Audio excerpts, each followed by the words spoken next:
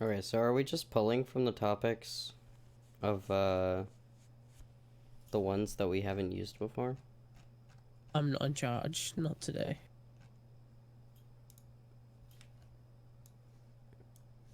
So if you want to, you can do. If you don't want to, you don't have to.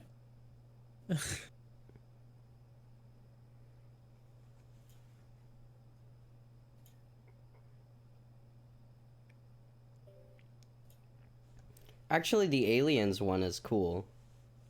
I think that one's is cool. Thanks. Probably because Micro's here.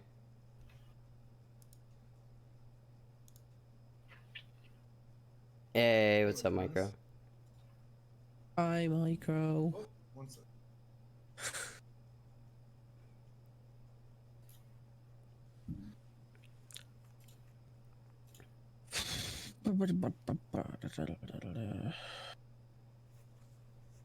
Hey, I get my new monitor tomorrow. Oh yeah. Can I have 3 now? I have no idea what type of monitor it is. It's just a panel which displays lights, and I'm happy because I just have another one. That's it. Very happy.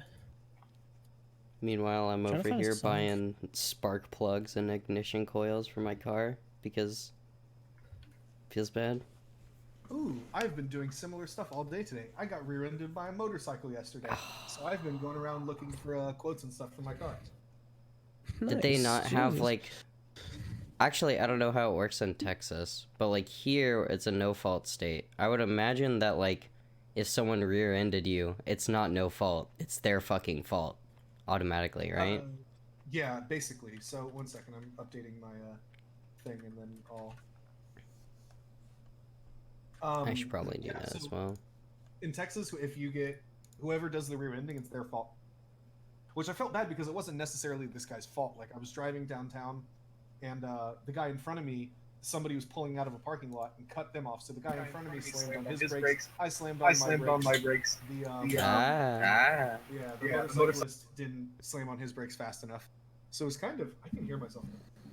Yeah, that's Mooney. I think it's Mooney and bye bye. Yeah, my bad. So yeah, so like I slam my car. I feel like I hear like a thud, and I'm like, fuck, I get rear-ended. So I look out the left side of my window, and I see a motorcyclist on the ground, and I'm like, fuck. So I like get out of my car and check. Oh, him, like, shit. Make sure he's okay. I'm like, bro, are you fine? And he's like, oh yeah. He just gets up. He was okay.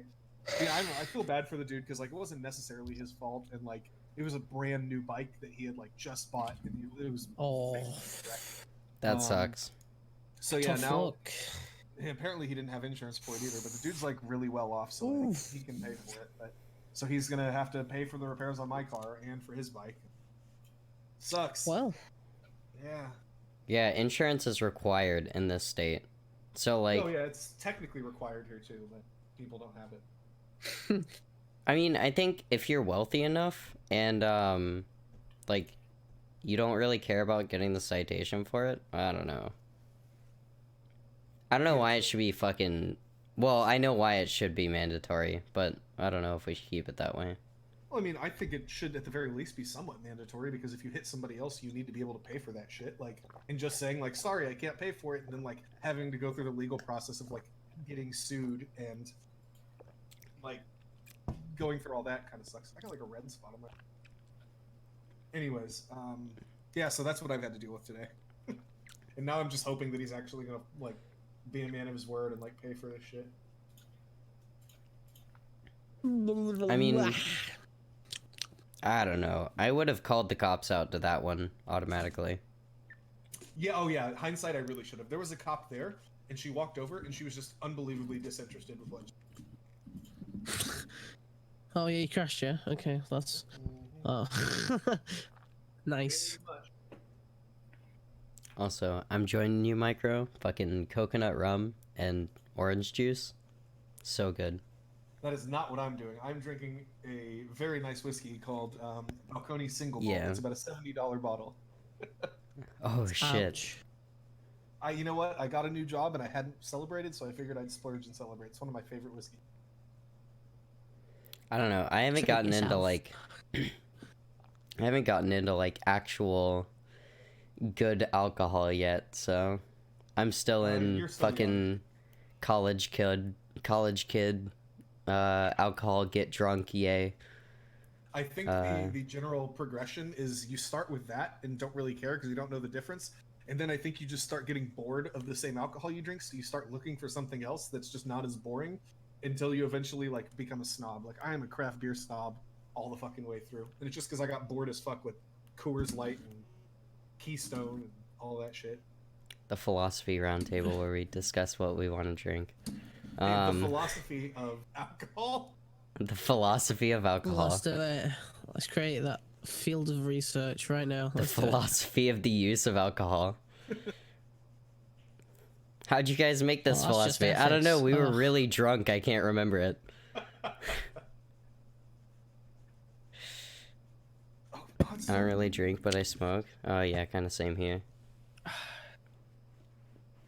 I mean, I drink now because I'm 21 and I can. So like I I mix can't shit. believe that. But I could what? I Being can 20, drink yeah, having to be since 21. 18. The first thing I did was get pissed. It's pretty fun. Had some friends. I over. mean, Chill what? time. I went on that Leon stream. I'm pretty sure I got like pretty smashed that night. They changed cigarettes to 21. Yeah, isn't that? Wait, didn't they do that federally? Pretty sure. Wait, does that make They me did the that. youngest person on the podcast? Oh Yes. no, Dylan's 18, isn't it? Yikes. So if Dylan wasn't here, I'd be the youngest. It's no longer you. Ugh. Wait, did Dylan want to be on the philosophy podcast? Did he? Wait, he did. I don't think so. didn't he? No, he doesn't No. like philosophy. He doesn't like okay. No. I'm I'll have to do there's the so Ren many. meme with him. Wait, Dylan Norris doesn't like philosophy? I feel like philosophy would have like a huge place in like A foreign I think he politics. recognizes Yeah. it, but doesn't care. okay. It's kind of easy. You look at you basically look at like a preset preset list of morals, and you're like, is this bad? Yes. Breaks this law. Next. Here's what Eric says in my chat. Philosophical spin. Is it wrong to be unhealthy or consume unhealthy substances for pleasure? Yes. Or Not wait, if- is it wrong to consume them for pleasure? No. But is it wrong to be unhealthy? It only is if you're concerned about being happy. I was That's gonna my argument. Wait, yeah, no, you no, can still no. gain a lot It of- only I'm is gaining a if lot of weight unhealthy because makes I'm you eating a lot of unhappy. good food. That's hard I don't because hear anyone. yeah, one of my favorite philosophers is Diogenes, and he was famously homeless and like peed on people and just like laid in the street. Have you That's I hard seen to like say, you, like- Mooney. I like you. Right out of the And gate. that proves my point. That proves my point. That guy wasn't very happy with himself. He did things that aren't bad because he doesn't care about his happiness with it as it goes further down. Ta-da! No, that you was seen- no. That was the thing. That was the thing is that he was the happiest person because he lived just like exactly the way he wanted to. Yeah, he was unattached. Like he just didn't. He didn't want. He didn't give anything. no fucks. Have y'all seen Sam Onella's video on Diogenes? It's pretty wonderful. Yes. No. It's so good. Featherless biped like throws a chicken at him. Just- Anyways, Yeah. Alexander the Great comes out. Get the fuck out of my son. That's what I. What? Yeah. That was the other Yeah. one. That Diogenes was just kind of laying down, and then Alex the Great comes along, and he's like, "Diogenes, I've heard so much about you. You're so cool." He's like, "Can I do anything for you? You can get out of my son." And then because he was like standing over him, so fuck your shade. Well, and then Alexander the Great, who's like no slouch. He's a total badass. Like he fought on the front lines. Like one of his closest friends, like he got drunk later on in life, and like he pissed him off, so he like picked up a spear and threw it across the room into his chest and killed him and stuff. So Alexander's like nobody you want to fuck around with, you know. And Alexander's like, "You want me to kill you?" Something like to that effect. after he told him kind of to fuck off out of my son. And Diogenes just goes, "Why, are you gonna kill me?" And Alexander was like, "Damn," and he just walked off. And it was like, and he was like, "If I could be anybody else, I'd be Diogenes." And Diogenes replied back, "If I could be anybody, I would also be Diogenes." Yeah.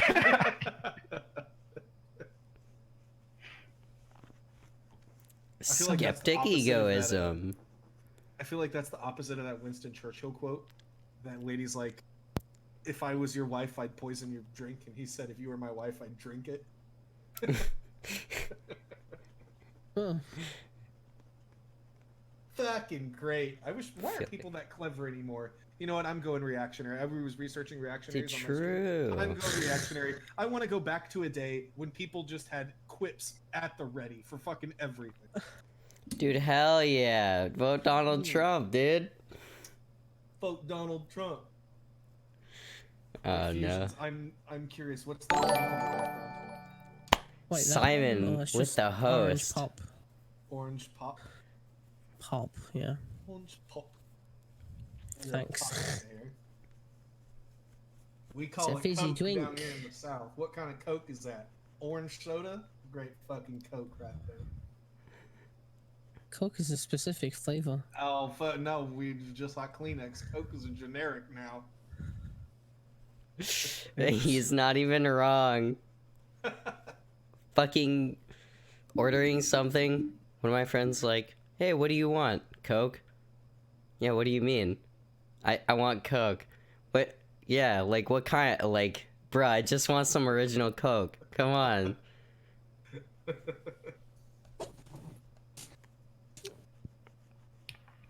Okay, well, I'm gonna reboot because I can't get Discord or Chrome or Firefox to register my camera, so I'm gonna try Oh. power cycling. Okay. Okay. Philosophy roundtable questions. Who else is popping in? Do you know? These are a lot of these are really in depth. Yes, that's why I brought it up that episode. You could you could broadly talk about some of the things that I actually do in the store, I guess. Oh no, my shit's frozen. Uh-oh. Wait, what shit's frozen? Like My, slobs or? No, my Google. Oh no.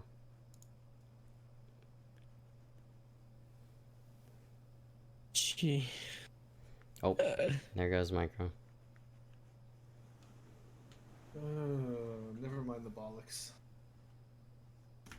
Bollocks. It's a word we need to use in the States more. Bollocks. That's a good word, actually. It is. We do some pretty good explicit language. We don't wait. Is the C word TOS? It's not, right? What, CU? Yeah. I don't think so. All right. Well, I'm gonna say. Don't take my word for it. We need to say cunt in the United States more.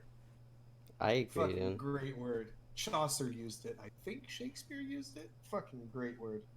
I didn't know Shakespeare used that. I don't know I've if had- Shakespeare did, but Chaucer did. I've had Aussies come into my chat and been like, "Sup, cunt?" It's like it's an actual just it's an actual term of endearment for them. Yeah, get the fuck over here, you cunt. I don't want to have to tell you again. Oh my god.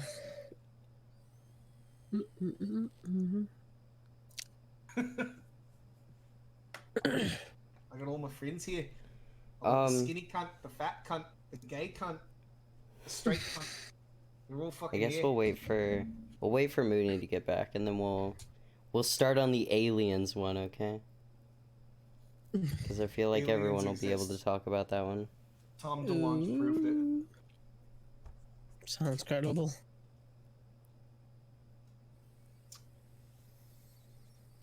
Diffusions, listen here's to the grime philosophical or question. UK drill.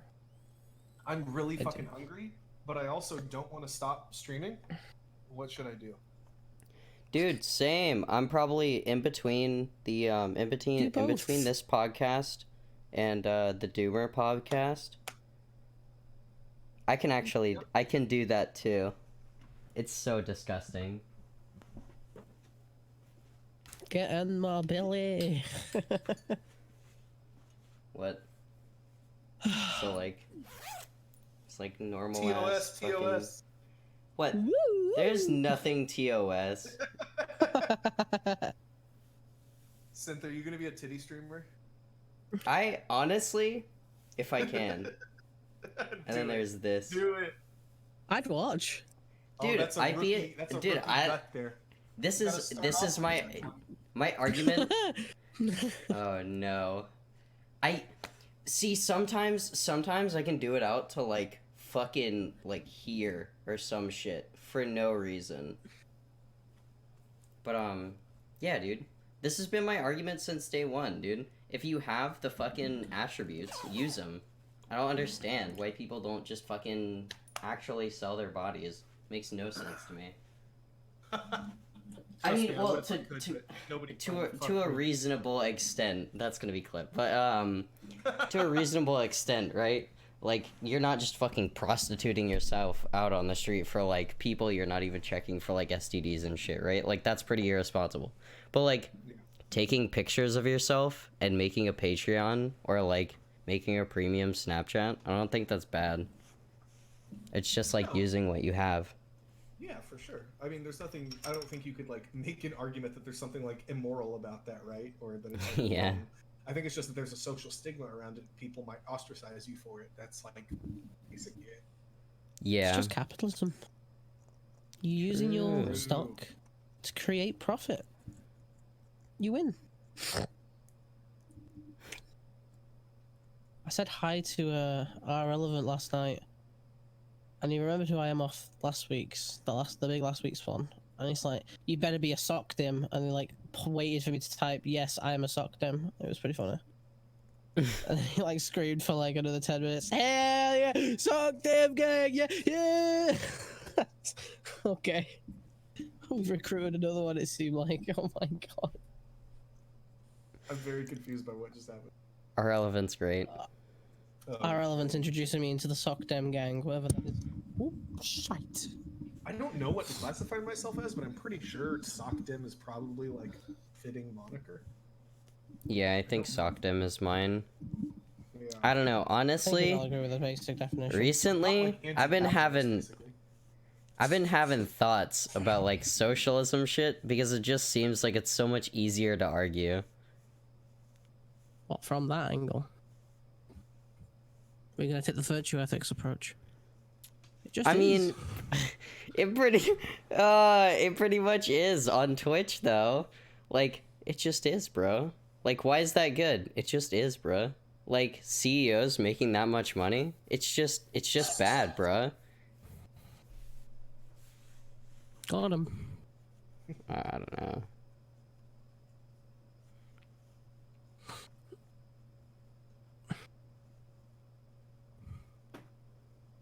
So aliens, what was that? Are we waiting for Mooney? Yeah, we were gonna wait for Mooney. But, I guess we can start. I wanna talk about Basically- aliens 'cause- Basically, dude said, hey, the whole idea that, there could be no aliens, and yet the universe is so big, and, there are probably other Goldilocks regions, means that there are probably aliens, so, aliens, woohoo. Yeah, for sure. So there's two like actual scientific like thoughts behind this, right? Like there's the idea that anything we have such a small view of the universe that anything that we see in the universe is probably relatively common. We see meteors and comets all the time; those are probably relatively common. We see planets and we see stars; those are probably relatively common. What we don't see a lot of is life, other than on our current planet. But we see an abundance of life on our planet. So if we take this general rule of thumb and apply it to the universe, then theoretically there should be an abundance of life all over the universe. However, the universe is so big that an abundance of life could still seem like a complete like lack Yeah, of life like- just because we could never get in contact. I mean, yeah, like, it could even be that, like, there's one Goldilocks system that actually fosters, like, intelligent life in every galaxy.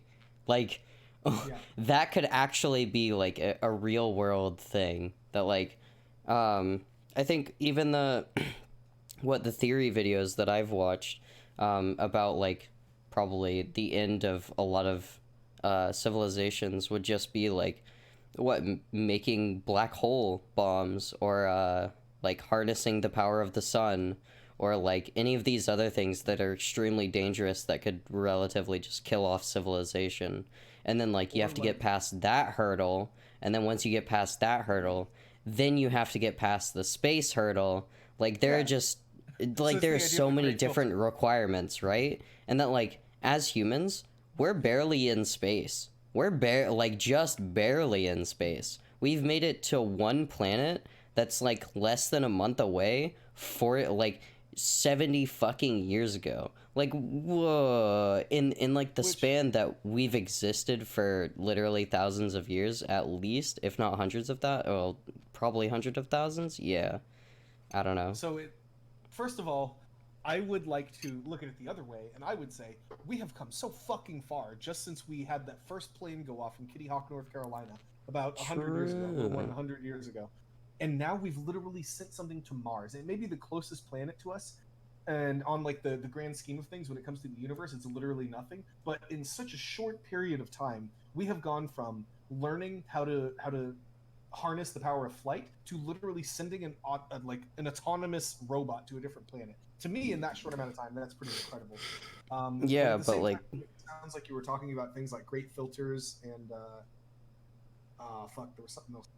Oh yeah, like levels of civilization. Yeah. Yeah, like we're a type 2 or type 3, I think. I'm pretty sure we're like a type 0. I think a type 1 is able to harness the energy from like type yeah, you're right. Yeah, I think it's all Michio Kaku's classifications though, so they're kind of arbitrary in a way. I mean, yeah. Well, any kind of classification like that's going to be arbitrary, but true. There could be billions of Goldilocks systems existing at different instances across time. Yeah, I mean, yeah, I agree. I actually don't know much about Goldilocks systems. I'm actually quite little on it. I'm not even sure. Like, so the way that time. Sorry, go ahead. Oh no, you go. Are you familiar with the term Goldilocks system, Simon? Or like a Goldilocks I have a guess, but I don't think I know it. Easy answer, no. What's your guess? What's your guess? I would like it's another galaxy outside that we didn't know was there, sort of thing. That's my easy guess. I got you. It's the range of orbits around a star within which a planetary surface can support liquid water given sufficient atmospheric pressure. Who the fuck is this? No, I'm just kidding. What's up, Byron? What the fuck is this person doing here? So the general idea, Simon, is it's called a Goldilocks zone because those are the zones that can potentially harbor life in the way that we know it. It's called the Goldilocks because it's not too close to the sun, aka too hot, and it's not too far. I say the sun, their star. It's not too close to the star, aka too hot, and it's not too far, aka too cold. That juicy porridge. Yeah, it's in just that right area where just right could potentially have liquid water and basically everything that once you got water, you basically got life. That's what I've learned. Life as we know it. There could be. Hold on, Byron. I would not go that far. How far would you go, motherfucker? Let's hear it. Hi, Byron. This was. Had water. Mars didn't have life. Wait. This was. That we know it, right? That we know. Oh. I bet there's purple Mooney, you are elephants too that are handsome invisible to the human eye all around Mars. Sorry, I could totally cut you off. No, you're right. I was just kidding. Wait. I said life means. Or water means life, but that's certainly not true. It's just a pretty good time. General rule. Just a pretty good time. I said a pretty good sign. Wait. Oh, sign. Well, I think that there have even I think on Earth we've found like bacteria and shit that would actually we could conceivably transplant it to Titan because of like the geysers and the atmosphere that's like around Titan. But they're not even necessarily using oxygen or anything to generate power. Or maybe they're not like existent on Earth, but they're like theoretical beings that could metabolize different things that are on Titan.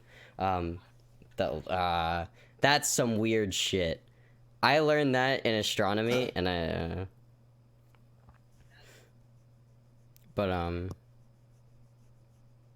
Also, wait, sorry, I had wouldn't? to ban somebody in my- Yeah, so Titan's the planet that, or it's a moon, right, of Jupiter. That, Yep. Mm-hmm. That has like a lot of geothermic energy on the inside, right? And it's basically like covered in ice, but has a lot of liquid water underneath. Mm-hmm. Can you imagine what intelligent life would look like if it developed on a planet that was completely covered in like liquid water? And that Dude, it's shit on blows there. my mind. No, it's on there. I promise you. We just haven't seen Dude, it. there's on fucking what? He was right. Yeah, like I'm so on toxic to this fucking conversation. I'm sorry. what on Neptune's moon and on Titan. There's like there's a pretty good chance that there's life there. There's a pretty good chance, I mean, is even that if it's within small the Goldilocks bacterial zone? life. I thought that was outside the Goldilocks zone too, though. Well, Yeah, it's also but, outside the scope of your consideration for life, right? Like, Oh, but just because like it's not maybe hospitable to what we can consider doesn't mean that it doesn't exist. yeah. Well, also Titan True. has enough geothermic energy on the inside that I think it keeps the water under the ice warm enough to theoretically harbor life. Right, but we also have like these weird things called tardigrades that can survive in the vacuum of fucking space. Life finds a way. Holy shit! Wait, is this a real thing? What? What? Okay. Yeah, Also, tardigrades. Welcome. Oh, tardigrade. Yeah, Water, we've water. there's life on the moon now. Because we fucking had something crash down on the moon that had tardigrades on it. So there are tardigrades on the moon chilling. No, they can't live indefinitely in a vacuum. Oh, They not can- indefinitely. Yeah, they can But, like, for survive a very- while. Well, survive. they could also like eat dust and shit and like survive on that. So These things are resilient as fuck. Holy Well, shit! they live at such Tardigrades a are small level. They don't give a fuck, dude. yeah, tardigrades Food, don't water. give fucks. They're just like, all right, dude. I don't give a fuck. They're like cockroach. They're like the space version of cockroaches. These are like space- Pretty space much. roaches. They're way cuter than cockroaches, though. Wait, Wait, did you ever I did you don't- ever see Ant-Man? Or did you ever see Ant-Man and the Wasp? I did not. Okay. Well, they had like I mean, in that movie they had like a really, or what I thought was a really good representation of like a quantum realm where they had like Ant-Man was like moving through it and he saw a tardigrade and it was literally fucking giant, but it was a tardigrade. It was very interesting. That's a pretty good scene. our And like understanding- time worked differently, but So we know these exist or did exist, Yeah. right? mhm. They're known colloquially as water bears or moss picklets. I like that. Water one, moss bears. picklets. Yeah, are a Moss phylum of picklets. water-dwelling eight-legged. So these are super small. I see. Yeah, Like, that's why they can live on such little resources. help me understand this. So the smaller you get, do you just get to start like cheating the laws of like all life? Yeah, as we well, know it? physics changes a little bit. Like I talked about this a little bit with Synth when we went like molecular biology. Yeah. Like things don't Don't they don't work the same. appear the way empirically Yeah. that like the things appear to a human at our level of scale and like the speed that we move at and the speed that we process the universe. And the reason this is relevant to philosophy is because we get to all point a big middle finger to Simon and say, "Motherfucker, we don't know anything." I agree Quit- with that anti-realism. I agree with the anti-realism you're anti-realism. nearly posing. I agree with anti-realism scientifically. That's what that statement was alluding to. Well, no, Not but- epistemic no, anti-realism. it's linked because if we can't understand, if we can't be sure that the very ways in which we understand the world now work on a microscopic level, who's to say that we even understand the rules of what we know now? True. This was one of my fucking many. Yeah, I fucking said this. Hell yeah. Well, I know. Yeah. We're And thinking, this is a really easy rebuttal. what's the easy rebuttal? Let's hear it. This isn't an epistemic type of realism that we're talking about. No, it is. It is. This is knowledge. We said Scientific we know- anti-realism is not to do we- with No, but- epistemology. It's synthetic as fuck. This is slimy as shit. Yes, You I know agree. this- It's ontologically No. bounded. It's an ontological type of realism. That's why I accept scientific anti-realism. This is now. Nope, just nope. You're wrong. No, I'm just kidding. No, I mean, think about this. So, like, we claim we have a pretty good understanding of the way that the way that I'll be super doomer or not doomer. I'll be super basic because I don't even really understand this. But we probably think we understand the way that the observable universe works. By the way, there's a whereby link in the group chat. Yeah, I was wondering how we were talking. One second. Yeah, join it, motherfucker. Show your face. Yeah, join it, motherfucker. Ooh, Show your Wired, face before you flame my mod. Oh, That's- Wired, not to derail, knows? but I stopped I by don't a need certain. armor. I stopped by a certain Nazi chat and they were talking about you in there. I took which a one? screenshot. I need to know which Nazi chat we're talking about. There's Is it only every one Nazi chat? Every There's only Nazi one chat? Nazi chat we talk about. You're talking about RPG? I'm talking about role-playing game, bro. Yeah, role-playing game. game. And Rocket the boy that you propelled grenade. debated- Ron the Paul boy- the boy Gamer. that you debated for like 2 hours or so. I didn't know he was still streaming. Oh yeah, he's on DLive. You're his arch enemy. Yeah, on Mixer and D Live. Who is it? He's on Mixer Matt- D Live. He ditched YouTube and went to Mixer D Live. Did he get kicked off YouTube too? What? I don't know. I think he like co-streams, but well, I don't want to talk about him. What I want to Okay. talk about is the people saying Wired says that anyone who reduces who questions the number of people killed in the Holocaust is a Holocaust denier and Nazi. I was like, Oh yeah. yep. Sounds I about mean, right. by definition, kind of, yeah. Yes. No, I mean Wouldn't it be no. I funny? don't want to Literally, derail. I'm sorry. I don't no, want to derail. no, that's not even derail. Literally, by definition, if you and I, whatever, maybe you don't trust At Wikipedia. least Source. Holocaust denier. Yeah, type in Holocaust denier into Google or DuckDuckGo if you're a fucking conspiracy nut. Or I'm sorry, I shouldn't defame the great name of DuckDuckGo, but I'm just saying they're probably using DuckDuckGo because they think Google is going to hack the next election. So go to your DuckDuckGo, type in Holocaust denial, go to any source. You could use Wikipedia, you can go to the Southern Poverty Law Center, although you probably think both of those are run by Jews that want to kill you, or some shit like that. Go to Auschwitz-Birkenau, but I guess those are Jews too. Muslim Museum of Tolerance. Rational Wiki. Sometimes they like. Wait, am I getting brought back from the alt-right by WiredGuitars now? No. I'm trying to debunk these fucking chuds that think they're chads. Everybody agrees that that disputing that the number of deaths is that I think I'll give it to him because I guess the wiki even it says it itself. If it's anything below 5.8, like you're probably getting into Holocaust denialism. And then now this is where DBO gets in and says, what about 5.79? Good fucking argument, bro. Yeah. It's like Oh, you got me. It's like look. Any amount of deterioration beyond the historical consensus that, again, by academics that have had access to German researcher or German databases have confirmed and peer-reviewed to be pretty fucking correct, like as correct as we understand the laws of fucking physics. I'm gonna go with what they say over your dubious 4 million account that somehow always gets brought down to 200,000 whenever you guys get drop the Twitch face and go over to your buddy Niche Twitch or not youtube.com/Nick Fuentes because I've seen them in their chat too saying the cookies I fucking love that shit. But, Ah, no, yeah, it the is- I mean, cookies. Wired Preach. Guitar is literally an angel. Look at that white glow on him right now. I'm definitely not. You need I'm definitely not. True. I'm a moral skeptic. Vegan, anti-realist, fucking. What else do you need? It's really frustrating trying to tell people no, if you deny Holocaust denialism is reduction of the impact of the Holocaust. And that's just by definition denialism. Well, we're not denying it. It's shut the fuck up. I'm not. You know what the fuck I mean. It is Holocaust denialism. Don't try to say that it's equally as tenable or it's an equally as good argument as, what the huge. Like you were saying, all the German historians, everybody that's looked into this.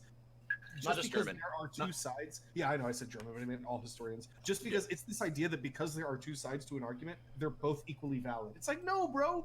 One is far less valid. That's than not the other. true. Yeah. Yeah. Certainly. Yeah, I mean, this we can synthesize this beautifully with my epistemically anti-realist position, right? Is where if they want to take we can't know anything for sure. Well, okay, fine, but we can take systems of belief and weigh them against one another. And when one has logic on its side, reason on its side, empirical evidence, or as empirical as we can get as humans, evidence on the side, and the other one is just cookies and 200,000 Jews died probably. I don't know. I'm gonna go with the science. I don't know. Wouldn't it be hilarious if they were over there in those alt-right chud rooms talking philosophy well, but how can we really know, how can they really say that we deny the Holocaust? That would push me over to the realist position. I would become a realist at that point. I would literally start to say, all right, fine. Like, I need to construct some form of modal reality because, like, these fucking dipshits are using my arguments to, like, justify race or fascism. But I don't know. Yeah, I mean, we talked about this. I think a week and a half ago when we had the podcast last. When I think Brento was saying, like, to what end is this narrative being pushed? And I was like, there's no end. Like, I'm not trying to say this because. Or I think he was actually trying to describe it. I think Brento was saying this is the reason why we need to always be skeptical of like scientific literature or something. I was like, no, please, like don't apply this like scrutiny to science and like start to deny everything that you know about reality. There's no like sinister purpose of like that we can use the GOP party to deny science for or anything like that. Like, don't go that route. Just take the arguments for what they say at face value and try to construct solid systems of belief, because all metaphysical anti-realism really tries to state is that the human condition is not well, there's multiple different sects of it, but what I'm trying to espouse is that the human condition cannot produce knowledge claims. That's all it is. It's just you can't claim to know. Wait, Wired, I thought you believed in knowledge. Is it that you don't believe that you can have knowledge claims? I don't believe you can have I don't believe you can have knowledge. I don't think you can know something. Huh. Wait, is that a knowledge claim? I don't no, listen to my words very carefully, because goddamn it, Simon. What Wired has to say, because he doesn't even believe that we can know what he's about Is to that say. a knowledge claim? Listen to my language very carefully. I don't believe we can know. That's all it is. It's not a knowledge claim. I just don't believe we can. I'm a skeptic to knowledge. Right? Okay, it's a belief claim, right? It's a belief claim. It's not a knowledge claim. Don't construe the. Okay. Wired is A the belief ultimate claim. agnostic, A whether or belief- not you're even talking to him right now. A belief is an epistemic position. Would you agree with this? No. Oh no. You would know agree exactly that where belief you're claim is an going. epistemic claim. Yeah. So yeah, you can sit here and say in epistemology, philosophers use the term to belief to refer to personal attitudes associated with true or false ideas and concepts, right? And I told you before, I largely reject the principle of bivalence logic when it comes to applying when it comes to applying it to our most basic metaphysical beliefs or basic presuppositional beliefs or understandings of how the universe goes. I think that you can take an agnostic approach to these sorts of questions. By the way, sorry about. Am I in the word by yet? Yeah, I am. Okay, never mind. Yeah, you are. Yeah, sorry. You're doing great, Ryan. Oh, sorry, Simon. I cut you off. What were you saying? Oh no, I don't know what to say. Am I feel going- like I don't want to start again for everyone else's sake. That's basically why I'm not saying anything. Oh. Okay, you can have the last Simon, one. Simon, you know I love you, right? You two Yes, can just go I back know. and forth. We'll just watch. I'm not. I'm not in the right frame of mind. Okay, I've been up for like 27 and a half hours or something like that. So I'm like That's all right. laughing and giggling all the time. So Right. I have to calm down. Right. Whoa, micro. I just. go. I really want to. Wait, we started this shit and I didn't even do intros because I'm a fucking bad host. Do it then. All right. Well, I guess now that like we have like a few people here, Enough to start. we do intros. So, Moody, you go first since you're a new Okay. face. Oh, thank you. I'm MoonyMachine. You just call me Moony. Maybe you've seen me around in chat. And yeah, Cynthia was nice enough to ask me to come on, and I'm just happy to be here. Yeah, thanks for having Follow me thanks at for having me. MoonyMachine. I stream sometimes. I don't have a set schedule, but you might see me on. He does. All right, buddy. Wired? Yeah, I'm WiredGuitar. I don't believe we can know anything. And follow my twitch.tv/WiredGuitar. I don't know if you can know that exists either, but you know. No, I'm just kidding. I'll market that, dude. I'll market that position. I'll make it sound super fucking crazy. Like everybody will be like, "What? This he doesn't believe we can know things," and then I'll pull the old bait and switch, go the 4D chess on him. Like, motherfucker, what is it to believe? What does it mean to believe? Versus. You'll just delete your whole channel over somebody and create a whole new username, and so that when they go to your channel, they're like, "Where is it? It's gone." Why aren't we? Wait. We Did it still have even to- really exist in the first place? He like reaches down and pulls at Wired's beanie. He's like, All right. So, Micro. Hey, You sorry wanna- about that. I muted myself. I just got rated by I'm really important, so I'm like dealing with that. Oh. Yeah. So, yeah, fat raid. Hey, I go by MicroMacro TX on Twitch. I don't really like it anymore, but it's the name I got. I tend to talk about left-wing political stuff do some chud thumping where I just kind of make fun of reactionaries and their dumb ideologies, and generally have a good time. Like to be high energy and talk to chat. And I'm kind of here in these philosophy podcasts because I'm kind of like a noob when it comes to philosophy. So hopefully my noobishness. Because I'm kind of like a noob when it comes to philosophy. Have the same level of expertise as other people have. So yeah, I'm here to learn more than anything. All right. Simon, what about you? Hi, I'm a guy that does streams sometimes, who likes philosophy. He's always on this podcast, and it's his main selling point, so come back next week. That's my ad. Go. All right. Follow me, I guess. All right. So we were kind of talking about aliens, but I would love to get back on the aliens, but if you want to move it forward, in their dumb Yeah, ideologies, kind of and generally have a good time. Bill Poster. What's up? We got more fucking Brit bongers. We're invading. indeed.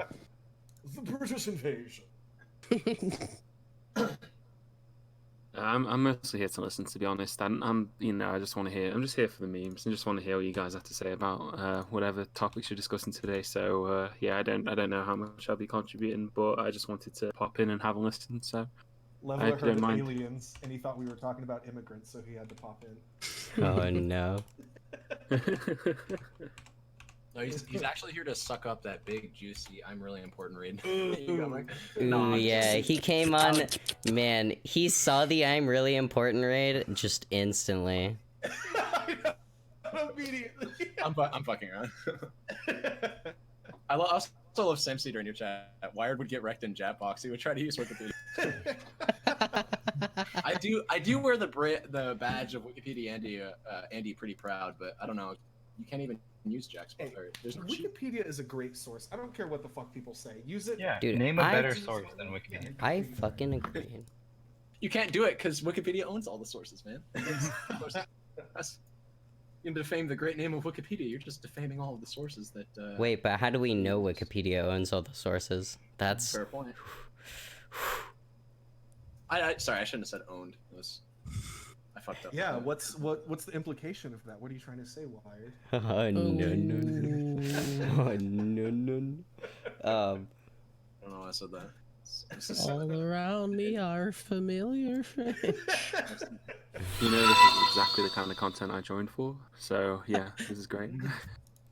Thanks for the follow. I'm really important. So, I want to get everyone's. If we're still talking about aliens, again, it's not my podcast, so you feel free to change the subject. But if we do, I just want to know. I'm not going to ask you to ground this. I'm not going to ask you to justify it. I just want to know: do you believe that life or intelligent life exists on other planets? Yes. So just to be clear, yeah. Yeah. So just to be clear, we're not talking like, do we believe that we can know that they exist, No, right? just Like, what do you think? No, why? Yeah. It's okay. right, I'm not getting into the No, metaphysics. it's okay. Metaphysical. We're just like, hey, literally, you're a human. You have feelings about things. All right. What is your feeling about? this is extraterrestrial realism, right? I guess we could apply the Oh realist. yeah. Uh, Oh I'm yeah.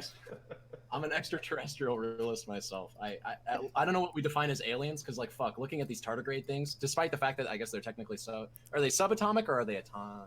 They're like no. bigger than molecular. Like they have cells, I think. And I'm pretty sure you can theoretically see them with your bare eyes. No fucking way. I don't No, believe that you one. can't see tardigrades with your bare eyes. That no.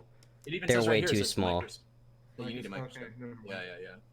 Well, Let it me says be- okay, tardigrades wait. are usually about 0.5 millimeters long. I feel like you could see 0.5. with a It does microscope, you could. It for does sure. say when collected, they may be viewed under a low power microscope, making them accessible to students and amateur scientists. But I don't know.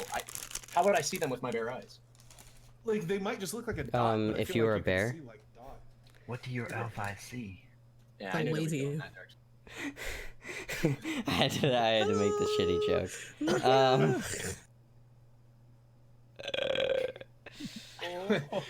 Micro, I love your fucking stream right now. You've got Tree of Logic's 2 comments to you: get therapy and your failed abortions plastered on your Yes. banner. It's That so made me laugh. good. That shit made me laugh so hard. I want to find a better way to integrate these into my stream, but the fact that fucking Tree of Logic called me a failed abortion made me laugh so fucking hard. I couldn't stop. And that was in response to me saying, perhaps content creators have some sort of responsibility for the type Oh, of man. Content they curate in the audience. And she goes, "You're a failed abortion. Get therapy." Oh, God. Like, oh, one step ahead of you. I'm getting therapy already. Touche, checkmate. Oh, that shit makes me so I funny. already have the rope tied. I'm on the first one. A video game. Oh no. I mean, look, I think before we can Unfollow answer the tree question block. whether intelligent life exists on other planets, we need to answer the fundamental question: does intelligent life exist on this planet? Intelligent. Whoa. I mean, with people like Simon around. Yeah. But like, well, actually, aliens would be cool because, well, at least to me, because they. Oh yeah, what a fucking spicy take. Accept Aliens would that, be cool. yes. Woo! Aliens, somebody clip Way that. past cool. We're gonna hold synth to that. Oh, forever. yeah. Aliens would be cool. I'm gonna be 30 years down the road, like in a political interview. Like, you remember that time you said aliens would be cool? You remember when they fucking invaded the United States? You still think aliens are cool? You're gonna look like such an idiot when aliens Soft on come here and they're all aliens. fucking dorks, you know. And they're all... But like, they would introduce a whole new metaphysics, though. That would be insane, right? That like, well, I would hope that like their brains or whatever the equivalent would be, like whatever the processing power powering them would like function differently, and would effectively like open us up to a different, like, I don't know, mode of thinking, even if we couldn't achieve it. Or like, they I get don't to know. the Earth and then they're like, "We use base 12 with math," and we're all like, "No, what?" I agree with you because I think that anytime we find anything that's different, that difference allows us to perform a new analysis. So we can compare A and B, and then that lets us create a space between A and B, and then with that space, then we can like create axioms and logic and analyze things. So if we had Right. aliens, like there'd be at least one thing we'd learn about something because it'd be So, like, oh, so this For sure. we is learned what it I'm 'cause, hearing. like aliens showed up. Me and Wired find alien life, and then we can do philosophy too, just really easily. There you go. Fucking I want a free easy copper. win. It requires I want a aliens. free copper. Wish I could do. Philosophy 2. No wait. Is this so, the new grounded axioms meme? Philosophy No. 2, the sequel to philosophy. Wait, so just to be clear, we're not literally just sitting here saying like, oh man, aliens definitely exist because it'd be cool if they did, right? Yeah, no. So, like, I think aliens exist because of I what mean, we were that's what talking I'm about. saying. No. Yeah. I think aliens exist because of what we were talking about before you got here. There's kind of like a rule of thumb in astronomy, which, God, I mix up astronomy and astrology all the time. But there's kind of a rule of thumb in astronomy that anything that we see is probably pretty common in the universe because we don't have a very wide, like, view of the universe. So, like, we see comets, those are probably common. We see stars, those are probably common. Planets are probably common. Mhm. We don't see life anywhere else other than here, but we do see life here. We see a whole bunch of diversity of life, all different kinds. So, in my mind, the numbers of the universe are so huge. There's something like 1 billion galaxies that each are like 100 billion galaxies that each have like 100 billion stars that each have their own planets. Like the idea that we are the only life in the entire universe doesn't seem like it fits. Can So I I do a don't- screen share on here? I don't. I don't think you That's can enough. on Whereby. Oh. I wanted to actually bring Or- this yeah, you up can. because I'm sure you guys have talked about it if you guys have been talking about the subject for long enough. But there's this concept that was developed by this physicist, Italian-American physicist known as Enrico Fermi.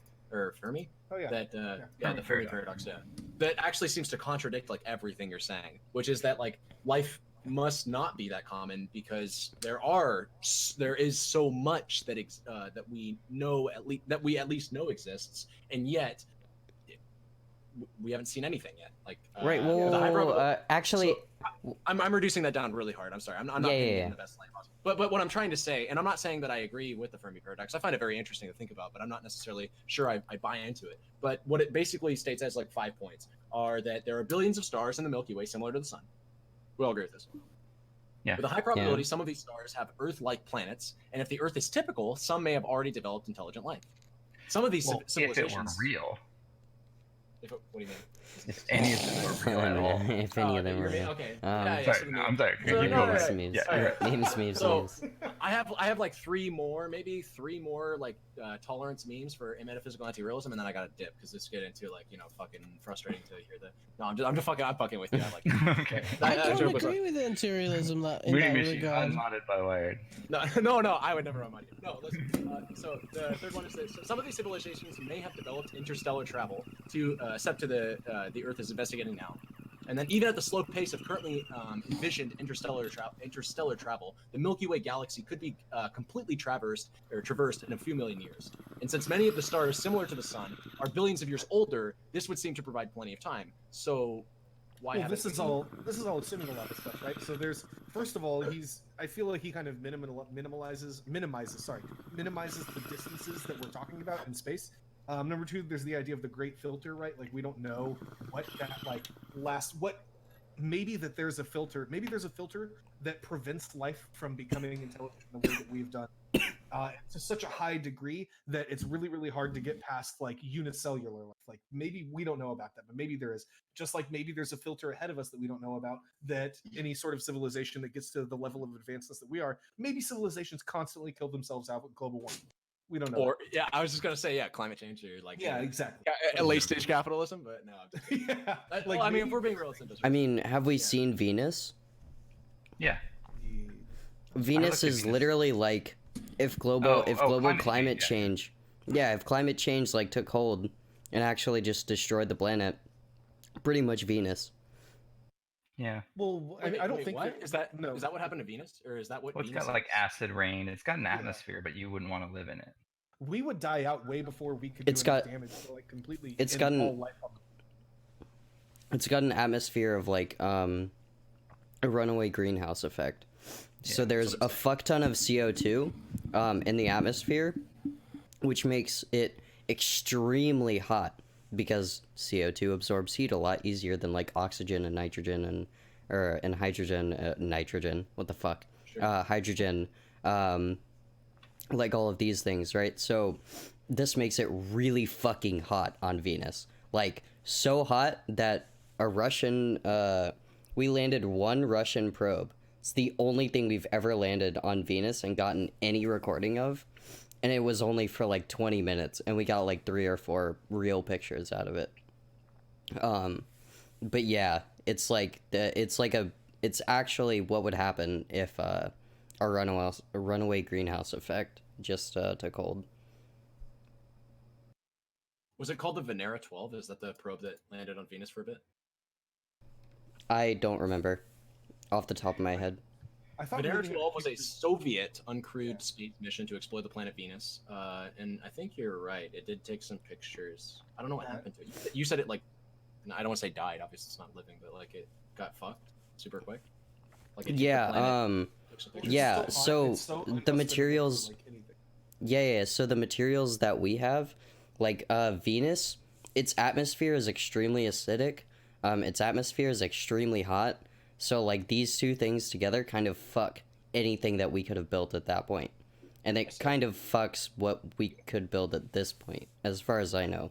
Maybe I'm wrong about that, but That was actually going to be my follow-up question. It's like, why? And I've actually been wondering this for a while. I don't know if it's because we just like our executive officials don't have an interest in these sorts of things, but like, why the fuck aren't we exploring space more? I don't know. dude, I It's agree. I have some info about this. The 'cause we lander don't have communism. functioned.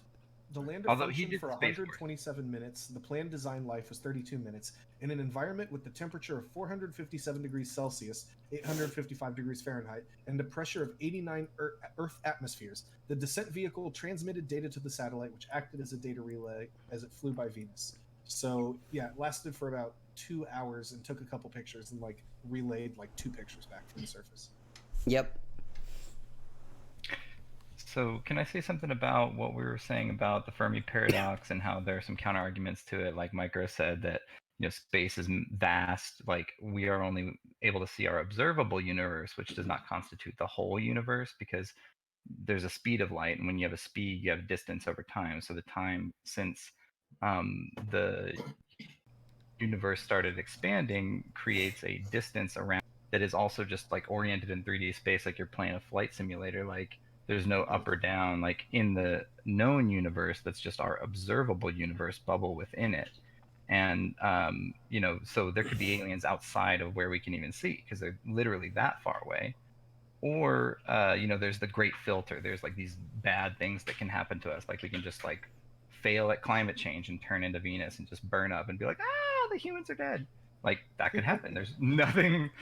There's no God out there protecting you, being like, oh no, the humans are True. Well, so, but okay. that's my opinion. But Yeah, no, I'm gonna go this route. Okay. This is super doomer. If we can't get to a point in civilization where we are able to meaningfully, and I do mean meaningfully, reach out and make our presence known, or rather reach out and try to observe the presence of another extraterrestrial form of extraterrestrial life, then what you have in play is effectively, this is my claim, I'm free to dispute this with anybody, what you have effectively is a Schrodinger's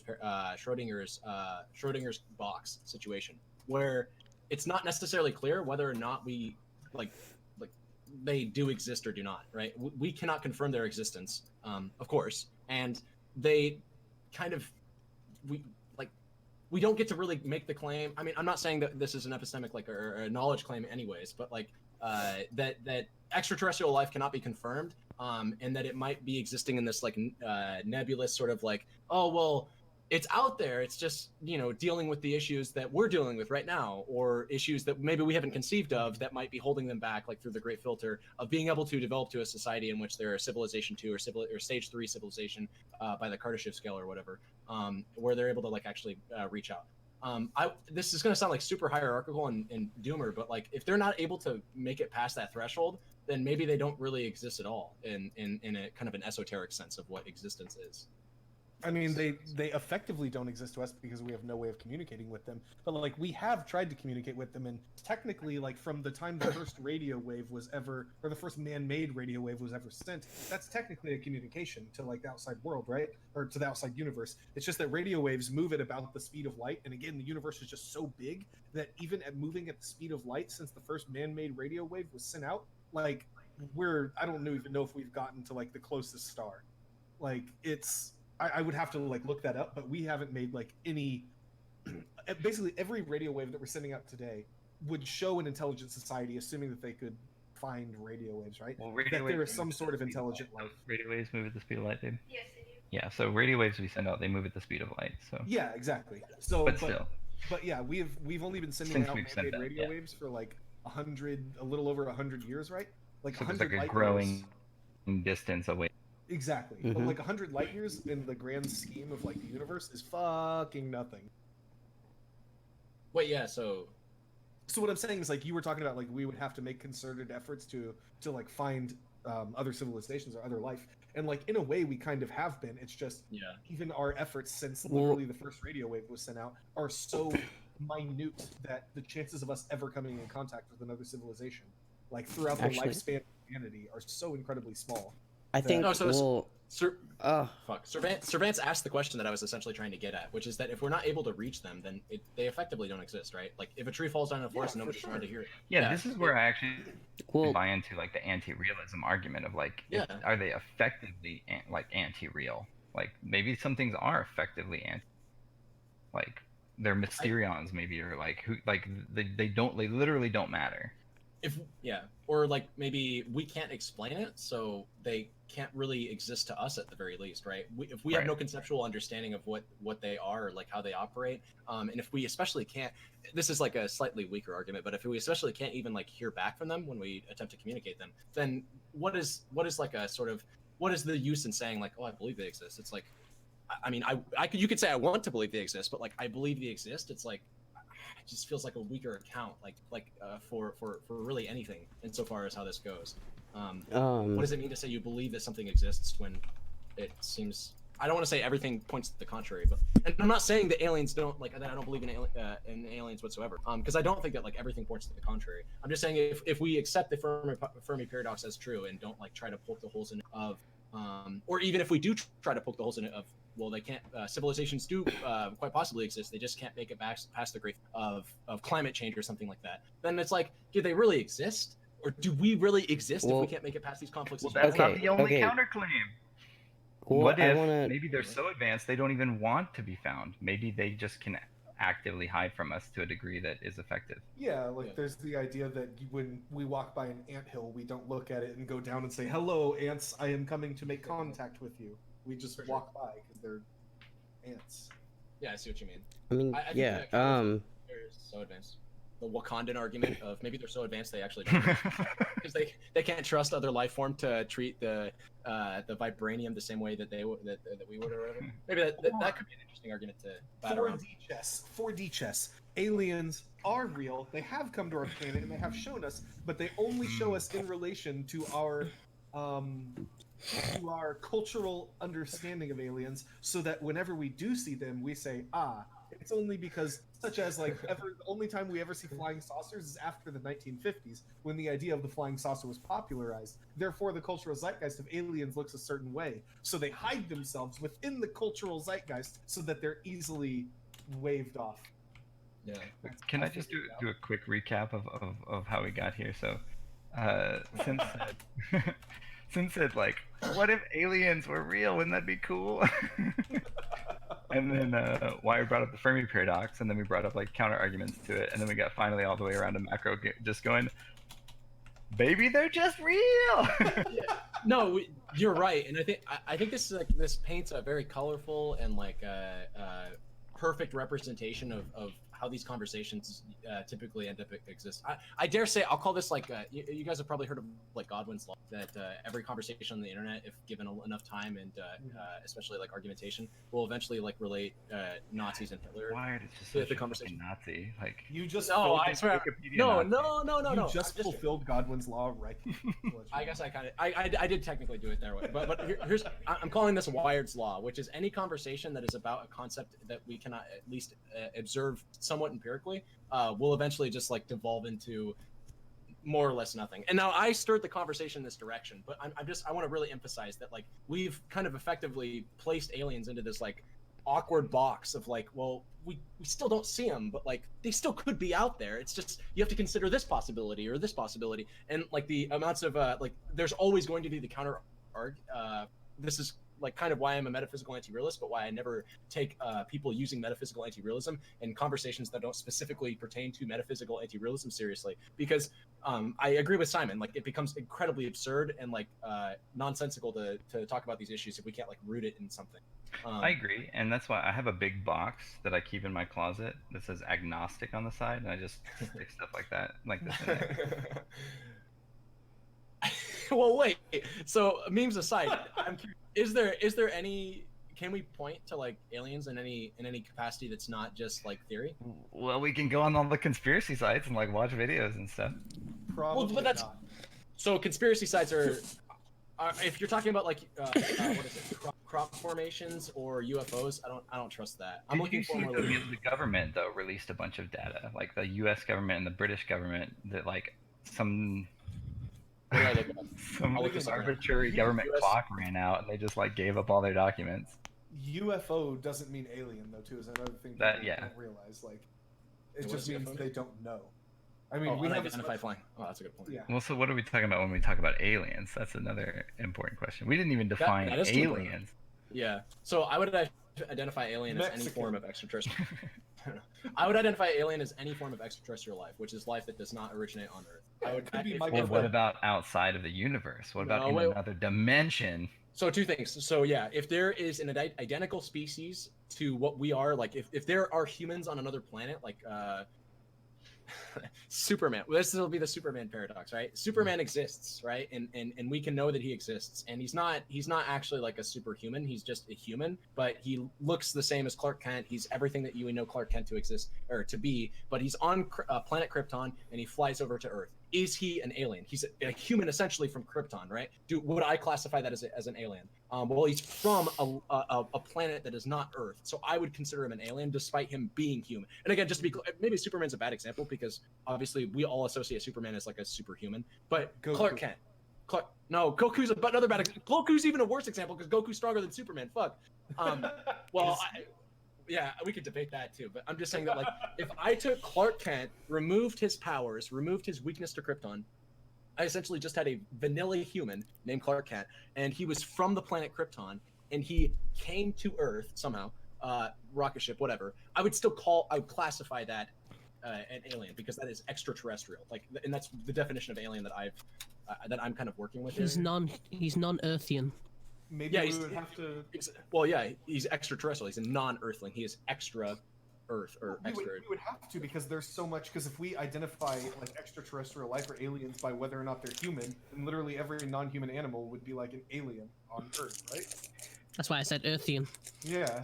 So I guess we would just have to like reassess how we use the term alien in this way. Wait. You could call him a human alien. But by definition. Yeah. But by definition, extraterrestrial fits that. Why wouldn't you just say that? I was gonna say, yeah, you could say that he's a human alien. He is not from Earth, but he's still human. So you could call him a human alien. So he's effectively the same thing as like again, I said it as a joke, but he'd effectively be like the same thing as a Mexican, a human from a different area as you. Two things. I know people would be bigoted against the people from the other planet. Yeah, I think there would be a bit more there. If I'm gonna be called a Nazi in this conversation, I demand MicroMacro TX be called Rafael Cruz in this conversation, because he used alien twice now to refer to Mexicans. This is fucking Rafael Cruz. I live in Texas, bro. Yeah, I know. That's kind of partially why I said it. But yeah, no. Again, I have no problem saying it. If a human, for all intents and purposes, a human as we know it, like a person that developed on another planet that had the exact same molecular composition as us, or at least as maybe they were genetically identical to humans, came from another planet to Earth, I would have no problems calling that a non-Earthian human, or like a extraterrestrial human, or a human alien. But I probably wouldn't call him a human alien for the purposes of, like, the Mexican. I'd agree with Wired. Hog sent Simon and I agree.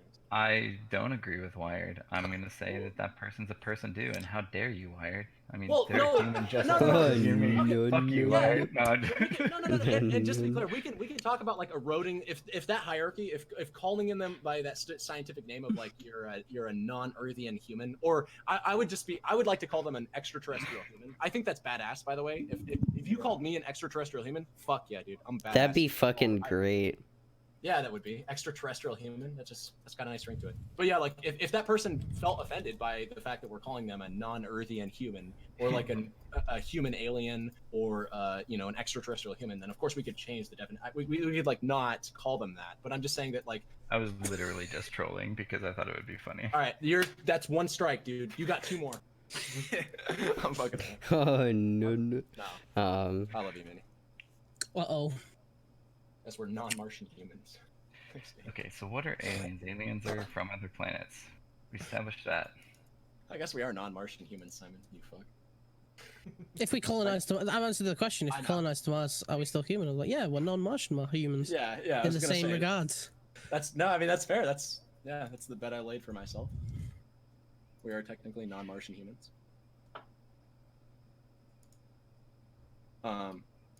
Fuck, where were we going? We were just talking about aliens. I think we were just talking about aliens. Well, I was gonna do, I don't know. You kind of addressed it, but I was gonna say that, like, what if, we could have the filter, like the filter events, but what if one got by? Like, what if one is just like helping the other ones get by that bullshit thing? So, like, I don't know. Or, like, what if we are the fucking civilization that gets by all the filter shit? I mean, and we can't even know that because, like, we're not going to be alive long enough unless we figure out some really weird, like, travel shit where we fuck with time. But, like, so, like, that aside, like, the filter events, sure, they could happen. What if we get by them? What if someone else got by them? Let's name that. Like, can we call that, like, an advanced alien civilization? Yeah. Sure. Well, that would be, like, type 4, right? Or something. I don't know. Well, so to be clear, since everything you're saying are like strong arguments and reason, these are like very strong arguments and reason or rather counter arcs and reason to like address the Fermi paradox, or somebody that just simply says, I don't believe in aliens because we haven't seen them yet. These are very strong counter arguments from reason. My problem isn't that they're strong arguments from reason. My problem is that they like run into the vacuous hole of reason, which is that, I mean, technically we can always construct a counter argument to address this these criticisms of the, I guess, lack of existence of aliens. I just wanted something more concrete for the purposes of the conversation to see if like we couldn't try to root this in like a, I don't know, like a Wall Street Journal article or like New York Times or like some picture that some farmer took that we can like scrutinize. Because like, I mean, we can construct reason arguments from reason all day as to like how aliens could potentially exist on this niche sect of the galaxy that we haven't observed yet, or outside of the galaxy. But again, like I will always refer back to the Schrodinger's cat example as to how those like they're not non-arguments, but they're arguments that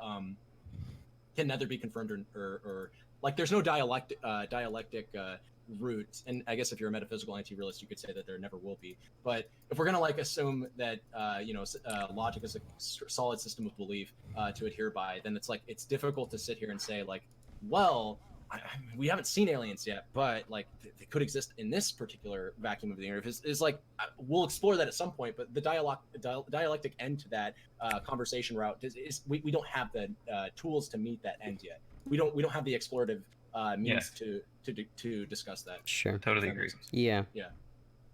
I guess we can't discover that yet. So like, I was just wondering if we can if we have anything that is discovered or that's observable that we can like try to pin this down on, or Does anybody have proof of aliens? Yes. Yeah, Y'all are that's my totally. question. Y'all are totally not. We have very, very good proof of aliens right now that Sure. y'all aren't thinking of, and that is Give it to me. people that channel aliens. the channel aliens, Twitch.tv/aliens. No, How not do I it's. leave? It's How do I people that leave a channel call? alien. They channel alien. Oh, I know messages, exactly what you're and talking they about. go, I am Elxor from the planet Beeblebot, and I am telling you that you need to give this. This is weird. I always call It's real. I always called these guys Pentecostal Christians. I didn't realize. No. This is so much Maybe different. God no. is just an alien. It's the whole idea that at a certain level, technology and magic are functionally indistinguishable. So Wait, hold up. Okay. So I mean, Okay, it's true, this though. is an important. Yeah, this is a good conversation, F. no, this is not. This is the opposite. Yes, it is. Wait. No, but Mooney. Okay, so everybody Okay. but Micro. Does anybody actually have an observable like thing that we can pin down? Like, hey, maybe aliens exist because No, of this. I do want to say No. something about what you're saying, though. I do want to say that, like, I agree with you, and you're right about like this anti-realism like way of looking at these kinds of things. Like they're effectively anti-real. Like but this is where I think that there is a set of what I would call like real things and things that I can put in my other box that's like knowledge. And I would say like I have a knowledge box, and then I have like my agnostic box. Okay. And it's probably a spectrum. It's not really boxes. Like we're too box-minded as human beings. Of course. Wait, So yeah, I sorry. would say like you can tell like some things are maybe you're not interested in talking about like anti kind of ideas, but then I like my agnostic ideas because I neither believe in something for which I have no real evidence, but I also don't disbelieve in something for which I don't have a good evidence to believe that it does not exist. So like I keep that window open, and in so doing, like I can hold ideas over here like away from my knowledge, and still like hold that space, I guess, like be kind of like dialectical with those two kinds of Sure. ways of thinking. Like I agree with you. And just to be clear, I've had the conversation of metaphysical anti-realism not one, not two, not three, not even no, four, I don't want to have five. No, but 5 times on Twitch before. So I want to emphasize to you that I do enjoy these conversations too. It's not that I dislike them. It's that just for the purposes of seeing if we can't we'll bookmark the chapter of whether or not aliens exist for from the construction of logic. Like, can we construe a counter argument to the aliens don't exist empirically statement? Yes, we can, and we can explore that conversation as well. I just want to bookmark that for a second and say, now just hold up. We'll get back to that. I just want to, for a real quick sec, does anybody actually have something that damn, Wired, aliens actually exist and we know they exist right now? Does anybody have that for me? Yeah, I think maybe I can look for something. Wait, Yeah, while he's looking for that, can y'all give me a really quick summation of what anti-realism means? I don't know. I'm just guessing, based on what Wired says. No, nobody really knows. Look, it's we're realist skeptics, okay? It's that we can't be sure that anything really truly exists, and so ultimately you can reduce everything down to your distrust of your senses and not believing in justified true beliefs as a decent or sufficient framework for knowledge, right? Like that you can. Well, firstly, let's just criticize your senses. So, Micro, you use your eyes, ears, nose, your fingers, and other things that you touch with, presumably your entire body. You use these to gather information in the universe, correct? Yeah. Yeah, that's probably the bulk of the information that you get, whether you know it or not. And you probably do know it. Those senses have lied to you before, and you can like, if that sounds weird to say, like, you know that your senses have lied to you before. Maybe you've gotten too drunk and you've started to like see things that aren't really there. Hopefully you don't start to hallucinate when you're drunk, but maybe that takes psychedelics. But either way, that your senses at least have failed you in that respect. Let's say another example: you've dreamed and you've had. Wait, how do you know they're failing you? How do you know you're not seeing the real shit? Very good point. Very good point. You don't know whether or not your senses are failing you. Is, I guess, the real point. Maybe it's not whether it's not that they are failing you. It's that you can't be sure that they are. That's the heart of the issue here. So the anti-realist position, metaphysically speaking, and then we can get into scientific of whether or not we can know that we can observe things like molecular. But like, if we reduce this down to metaphysical anti-realism, the position is essentially you can't trust your senses, or at least you have suspicion. You have a reasonable. You should have a reasonable suspicion that your senses cannot always be purveyors of knowledge, because like empirically they can't, or at the very least like. Of what we know of the universe, of what we claim to know of the universe, our senses seem to counteract our ability to record it sometimes. And then also, you can if that's not like a sufficient enough argument to convince you, then like there could just be a malevolent god out there, just like playing puppets, playing like the marionette on the string, like just controlling your actions or controlling the reality that you think you exist in. Or your brain could be in a vat, you could be in a simulation or or the singularity or whatever the fuck, like the Matrix argument. Like all of these arguments could technically. Or at least should inquire you to think more about whether or not what you claim to know is actually there, or like what you claim to believe is actually. So these are like arguments that I use a lot against like theists, right? Like, because they say like I trust my senses and my senses tell me that God is real, and so I would always just say like, well, how do you know that your senses are real, basically, or how do you know that you're interpreting what your senses say properly? So I guess that's similar. I didn't realize a theist would. I feel like I feel like agnostics would be the ones that would be more in favor of using things like their senses to trust things like data or things like what we can use. Basically, what I'm trying to say is, in terms of that particular conversation, I would expect the theist to be the one that is most distrustful of their senses, especially because in the original drafting of the argument that Descartes used in his Meditations, he was essentially saying that it is possible that even if I could trust my senses, that a malevolent god out there could be manipulating them as though I'm a puppet on a strings attached to a marionette. That all of my sensory apparatus could be lying to me and failing me constantly because a god is instead manipulating them manipulating me to feel things that I don't actually feel.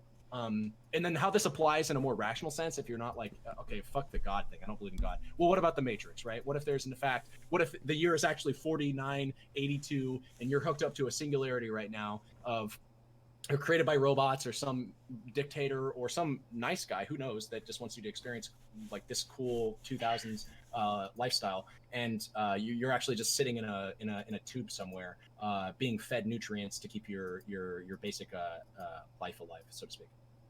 Yeah, so like the argument that you get from like theists a lot is either I see the world, I see how the world works, I don't see how any way it could be done other than by a creator, so I trust my senses. And also a lot of people believe in things like revelation, so they'll say things like God has revealed himself to me and I know through my senses that God has revealed himself. And then you have presuppositionalists who say the only way that we can know anything is because God allows us to. Yeah, because we don't think that means that God is the dark thought.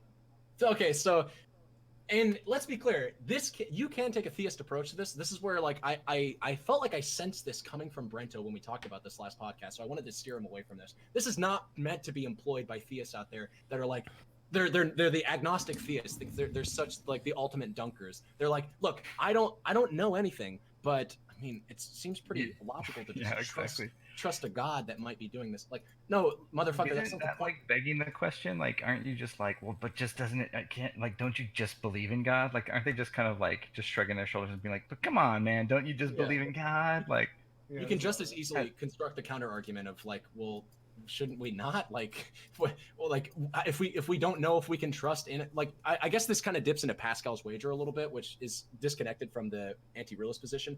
What I'm trying to do is Yeah, well, that's the question that that's the point, that's the argument that I'm positing, is the null. I'm saying we can't know.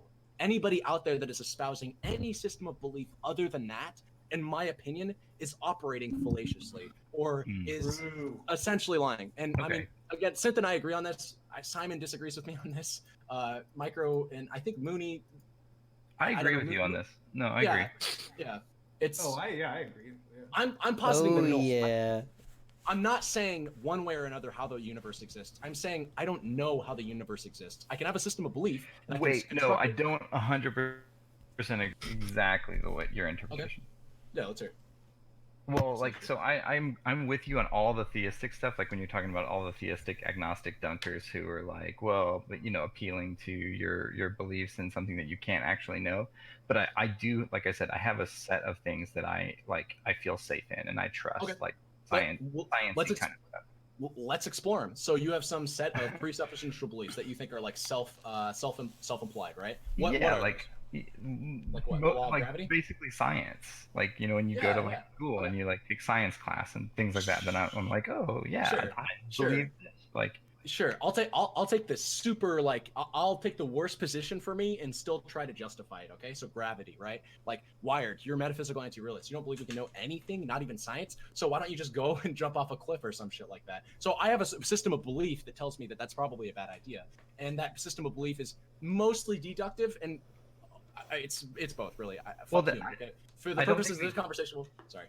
I don't think we really disagree then. Like at that point, I think it's when like people have different terms and like different kind of ideas, but like we don't effectively. Does that make sense? Yeah, I see what you're saying. It's like maybe the term belief, like you were Yeah. conflating to mean like knowledge, but like Yeah, we're using there's it the same way. yeah. I don't know, like, and so insofar as like how I define this to people that like I don't know think that I'm using different terms or whatever is like don't look up knowledge in Google and be like, oh well, knowledge is just facts, information, and skills acquired by a person through experience or education. Or I'm taking like the philosophical approach of and even in like that could work, but even insofar as how that goes, like I regard knowledge as unchanging. Like Well, knowledge is just if you're speaking like just technically, if you're saying that like we technically can't have knowledge, but that doesn't violate the concept that we can effectively have knowledge, or like there we can differentiate that from, like you were saying, the theist, like the very abstract, that we can like have a scale and we can say like, well, we call this a scientific fact and we call this bullshit.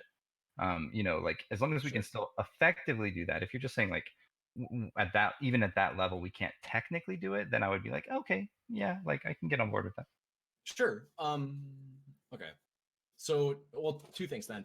Firstly, the Gettier problem, and this is correlated. Hopefully, I can like synthesize this well with your sort of like counter argument. Is for a long time, Plato I think espoused this idea that a justified true belief is knowledge. That like if you have a belief, right, and you're justified for having that belief, and I'll put this into into the context of an example, and that belief happens to be true, then that is sufficient enough for knowledge. That you can say, I know that thing. Right, because you have a belief that is justified through some understanding of the universe that we have, and it's true. I guess, or no, I'm kind of conflating these a little bit. I'll just read through the examples. So Gettier provides several examples of belief that are both true and justified, but that we should not intuitively term knowledge. Cases of this sort are known as now termed Gettier counterexamples. Because Gettier's criticism of the justified true belief model is systemic, other authors have imagined increasingly fantastical counterexamples. For example, I am watching the men's Wimbledon final, that's tennis, and John McEnroe, which is a tennis player, is playing Jimmy Connors, another tennis player. It is match point, and McEnroe wins. I say to myself, John McEnroe is this year's men's champion at Wimbledon. Unbeknownst to me, however, the BBC were experiencing a broadcast fault, and so had broadcast a tape of last year's final when McEnroe also beat Connors. I've been watching last year's Wimbledon final, so I believe that McEnroe had bested Connors, but at the same time, in real life, McEnroe was repeating last year's victory and besting Connors. So my belief that McEnroe bested Connors to become this year's Wimbledon champion is true, right? It's true by that definition, and I had a good reason to believe it because you were fucking watching it, right? Your belief was justified. And yet, there is a sense in which I could not really have claimed to know that McEnroe had bested Connors because I was only accidentally right that McEnroe bought Connors. My belief was not based on the right kind of justification, so to speak. Yeah. Yeah. I'm sorry, that wasn't a. You're right. That was. Well, I would say, like, in that regard, like, everything that we consciously experience is a belief. Like, I could put it under that terminology. Yeah. And yeah, I would say the same. I think that all we do is construct systems of belief. We don't know things, right? We just construct systems of belief. I'm cool with that. Yeah, fuck. Yeah. I think most people are. I don't know. Simon, let's be clear, Simon, because I love you. Okay, Simon, do you take issue with that, or that whole explanation? I didn't have a single problem with. I absolutely agree with everything you've just said about Gideon cases, and this creates my logic epistemic distinction. Yeah. Yep. So I agree completely with the Gideon case stuff. Okay. Because right there, his belief was in his head justified and whatnot. Doesn't mean that was the logically correct answer. Oh, so do we believe in logically correct answers? Well, yeah, so this is where Simon and I disagree, I think, still, is that I don't believe that logic is sufficient enough to make that next step of knowledge. So we can use things like math to really illustrate Simon's argument effectively. So Simon has a strong case in most people's minds for things like math, which are, I guess, self-justifying, which is like the concept of one as we understand it, plus another concept, or plus, which is another concept, addition is a concept, another one equals, which is another concept, the number two, which is a concept that we can all understand.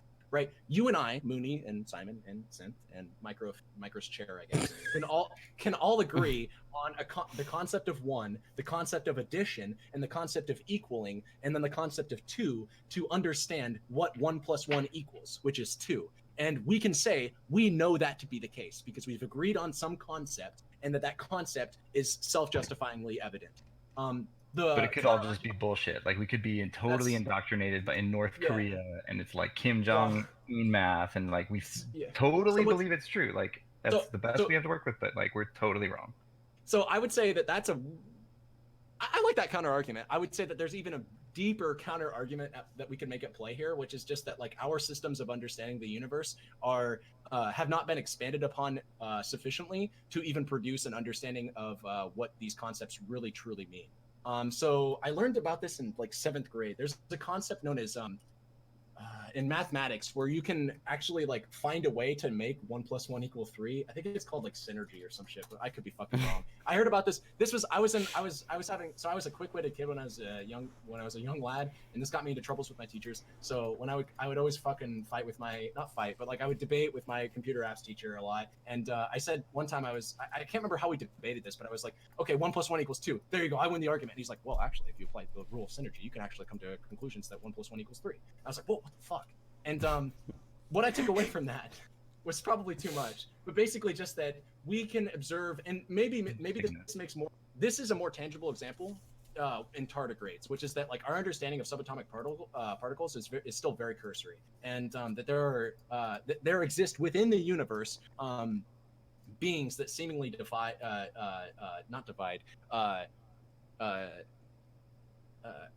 they don't follow, I guess, the rules of the universe as we understand it. And maybe tardigrades follow that, or maybe we just expanded our understanding of what it means to be a resilient life form to encompass tardigrades. But then I would expand it to like I would expand this argument further. Is that like our understanding of logic is like in a self-fulfilling cycle here of like constantly, and not just logic really. This especially applies to the natural sciences. Where the more that we know about the universe, the more we try to expand our understanding of these things to call it knowledge. This is where like the science is changing argument is kind of applied. And I like it, and I agree with it. I like that science is changing. I like that we can assimilate new apparati of the universe to come to understand them. It's just that I don't think we can claim to know how they work sufficiently when our understanding of these concepts changes so rapidly over the courses of like a century, 2 centuries, 3 centuries, 1,000 years, 2,000 years. Yeah. It's one of the reasons I value agnosticism, because I think all truly good scientists are actually agnostic, because you can't make a discovery unless you have the potential to believe in something for which you have no evidence. So you have to have an agnostic mind in order to pursue a hypothesis and make a scientific discovery that no one else has made yet. Absolutely. So I agree with you, but I don't know if we're accurately pinning down Simon's argument and addressing it, because Okay. whereas something like the revelation, or rather the discovery of a new form of alien life that doesn't actually require oxygen, despite all of our understandings of carbon life forms, if it's a carbon life form, to necessitate our oxygen to some extent. I don't know if that's true. I'm just kind of bullshitting here. But like, say we discover a form of life that doesn't require something that we thought fundamental to that form of life. And we would like amend science, so to speak, to include that. Like, well, it exists. Like, we don't know why or how it exists, but it exists. So it must, like, we have to include this somehow. And that's one of those aspects of how science can expand its understanding of the universe to accommodate and change for that life form, which I appreciate. But when it comes to things like logic or math, Simon might make the argument that no, like we have these concepts pinned down. 1 + 1 will always equal 2. Like, it's just itself. Or oh shit, I thought that was your argument, but maybe I'm. I haven't thought of that before. I'll be honest. That's how I would steelman your argument, is that these concepts are especially inventions of the mind, which, that, by the way, when people think that like math is discovered, it's like farcical to think that we absolutely invented math, but that doesn't mean math is any less credible, right? That math is a concept that exists within the mind does not mean it's less credible of a source of information. Math is absolutely credible, and the philosophy of math is one of the very pillars by which we claim most epistemic, most of our understanding of epistemology to begin with. But can't we like have a spectrum, and can't we put math at like the most extreme end of the spectrum, and then can't we say like this spectrum is the things that we use as tools for our consciousness to operate when we get up in the morning, and then for like we sure, have to go to our, and we're like, this is the best we've got over here is like numbers. Absolutely. Yeah, again, stronger systems of belief. I absolutely think math is like at the top end of like, man, if something makes sense mathematically, that's a pretty rigid system right there. We seem to understand it, at least on a if we understand it like 4,000 years ago, it's true today, you know.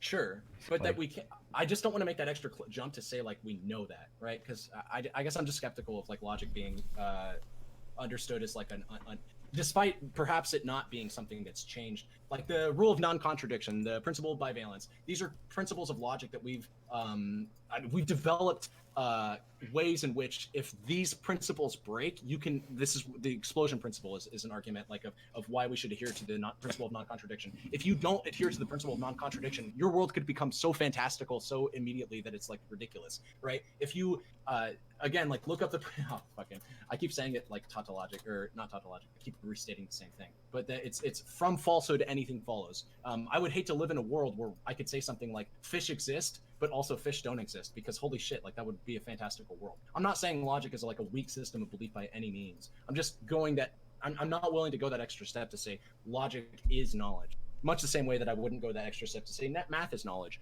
or science is knowledge. Those construct strong systems of belief that we can adhere to, not knowledge. Sorry. But then I mean, we're on a philosophy roundtable, so I think this is the perfect place to discuss these ideas. Oh yeah. But then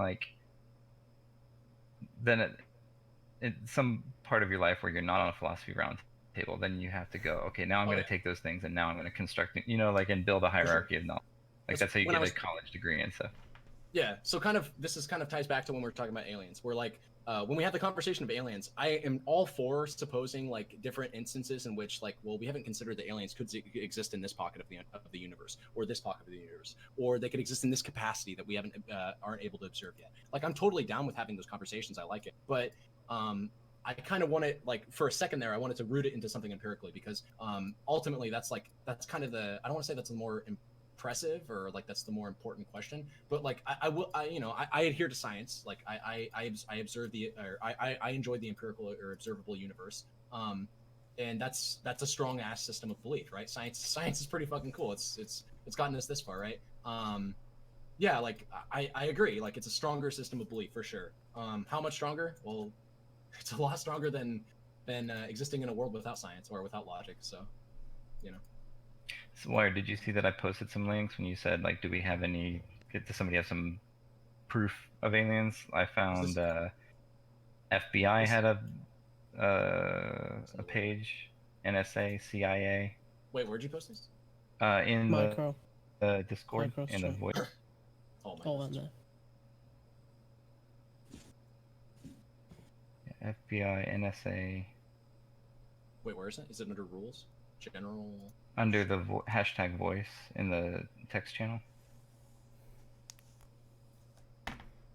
One sec. In Discord and since Yeah. Discord. Oh, since Discord. I thought it was under. I thought you said since. Wait, what about the chat? The chat can't see these. Oh, I posted them in chat earlier, but I can post them again. If you scroll up in chat, they're still in chat. If you scroll up for anybody in chat. So Or you there's could, FBI, join my NSA, Discord CIA, because I fixed the link.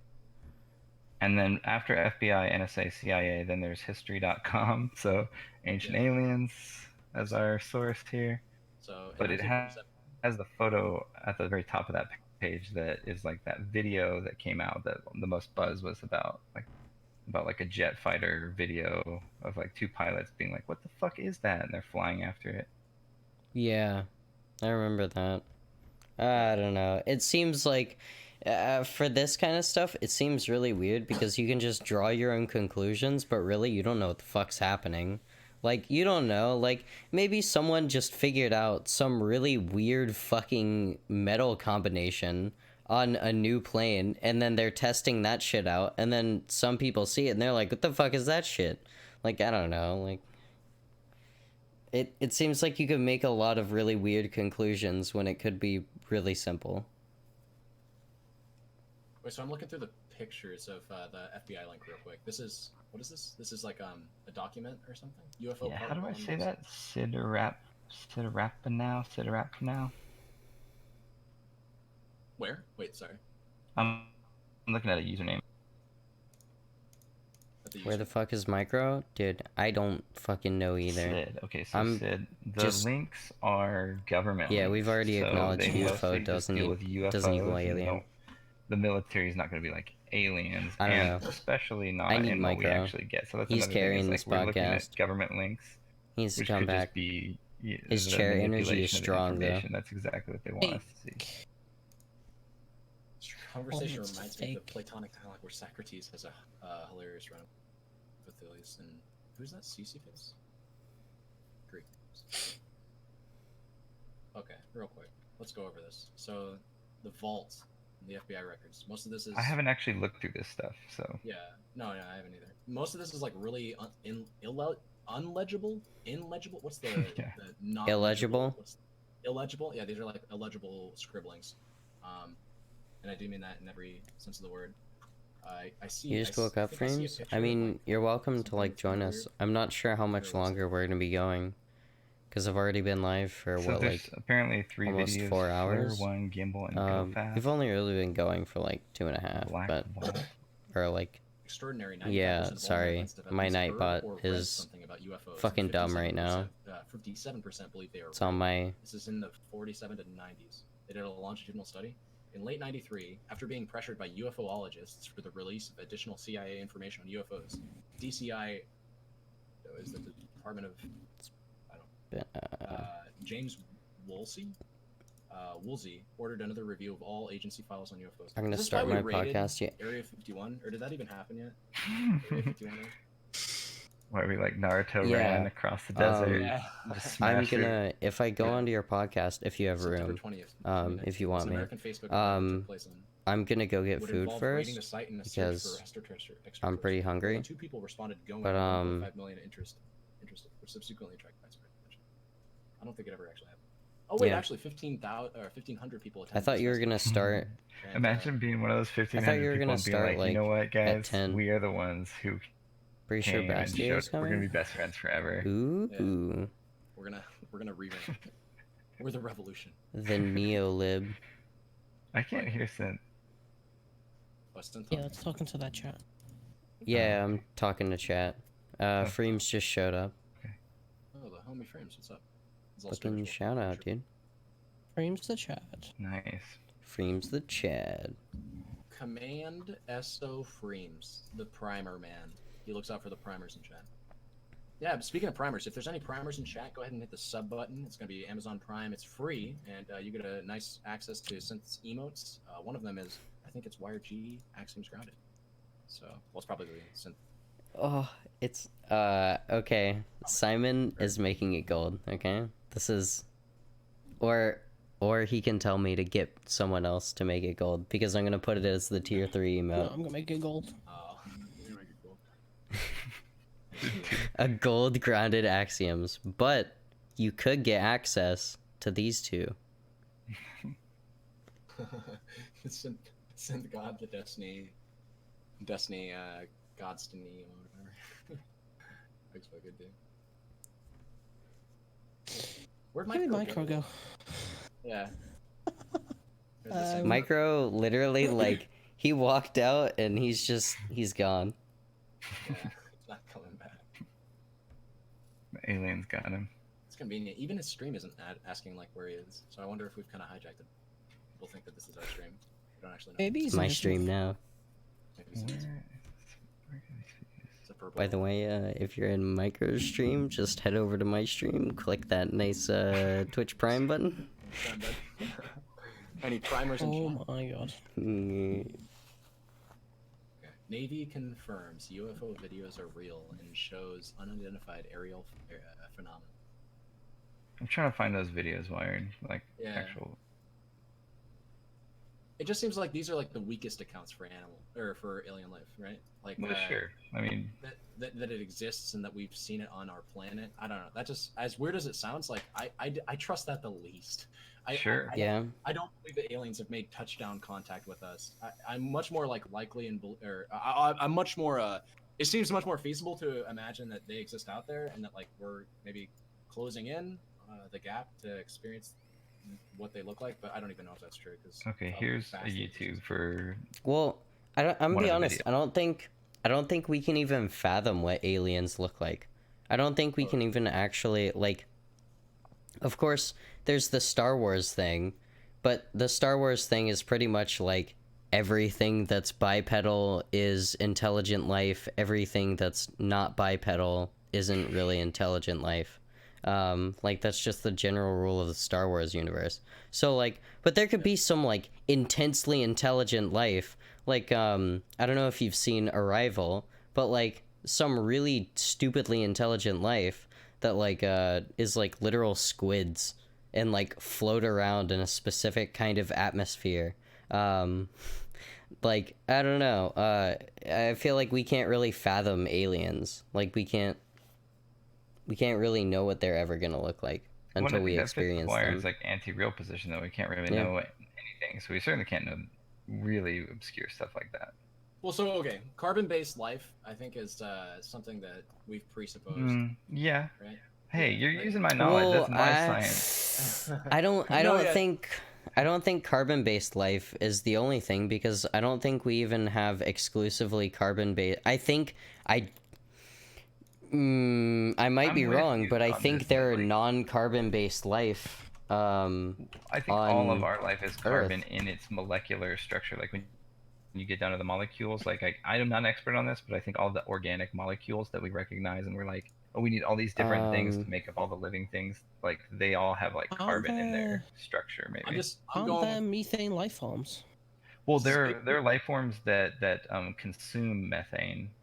Yeah. But I'm not sure if they're composed of methane. Like, Okay, yeah, okay. This is bigpictureeducation.com, so I don't know too much about the site, but this is life on Earth. All known life on Earth is based on the element carbon. It is the fourth most abundant Okay. element in the universe. Yeah. Yeah. But I'm willing again to like for the purposes think- of Oh yeah, it was silicon-based life. Silicon-based life is the other like viable one, because its properties are a lot like carbon. It's very sticky as an atom, like much like carbon. So it might be able to host life. So like there we could don't be know silicon-based how life or something. carbon-based life started. Like science. Yeah, is sure. not going to say like, and Sure. and thus carbon-based life began on Earth when X, Y, and Z happened. Like we don't even know that one. I mean, there's a fuck ton of carbon in the environment, and then we don't know where the fuck, And then where the fuck something happened. Yeah, something happened after that. sort of So theists I don't know. What if Right, there's a that's fuck ton that's of the stupid backdoor for the theist. No, that's To so. be like, checkmate. I know. I always love going that route though, because it's like, okay, motherfucker, like, again, like you're operating from science to explain God. Like it's historically never worked out, but if you're willing to jump on this bandwagon, let's see where it goes. You know, when we start to corner the universe and find out like more about it, I'm sure we won't find your God there, but fine. There's room right now. You know, the God of gaps. He exists only insofar as we don't know enough about the universe to explain. Yeah, I heard something like that from Neil Tyson. Yeah. Yeah, same thing. Yeah, the God of gaps or whatever. Yeah, he lives wherever we can't see him. Can't see him, yeah. But no, like if Convenient. we're all like at least agnostic, right? I don't think anybody here is even a theist. Insofar as like what we know and what we're able to backwards engineer about carbon life, I don't know. I don't think we know where it came from. Do we even know? Do we have any theories as to like what caused the Big Bang? Which in and of itself is just the most popular theory of how. What caused the Big Bang? I don't know of any. Well, there are some, but it's purely theoretical. It's just Even like the pure. Big Bang. Well, yeah, Well, would be. but like, if we have explanations for what happened when the moments after it was a singular like package of like very, what is it, high entropy or low entropy matter in the singularity? I don't know, low entropy or high entropy of just like this ball. We know like what happened after that, generally speaking. But if you're saying like what caused that, I haven't ever heard like a That's kind of what credible like explanation for predating that. Yeah, that I guess that's what I'm wondering. I And guess it it's doesn't the big. it doesn't prove that there wasn't anything. You're right. Like again, like just because we don't know the answer doesn't mean that there is not an answer. For sure. The lack of evidence is not, or the evidence of, what is it? What's the saying? The evidence of Fool me absence is not once. the absence. Absence of evidence is Shame not on the evidence you. of absence. Fool me twice, shame on me. It's the. Fool me 3 times, I can't- can't get fooled again.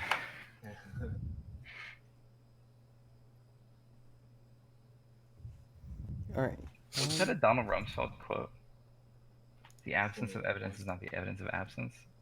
Oh, wasn't that Samuel L. Jackson? Absence of evidence is not the evidence. I don't know who this quote was from. Simon, you're breathing in your mic.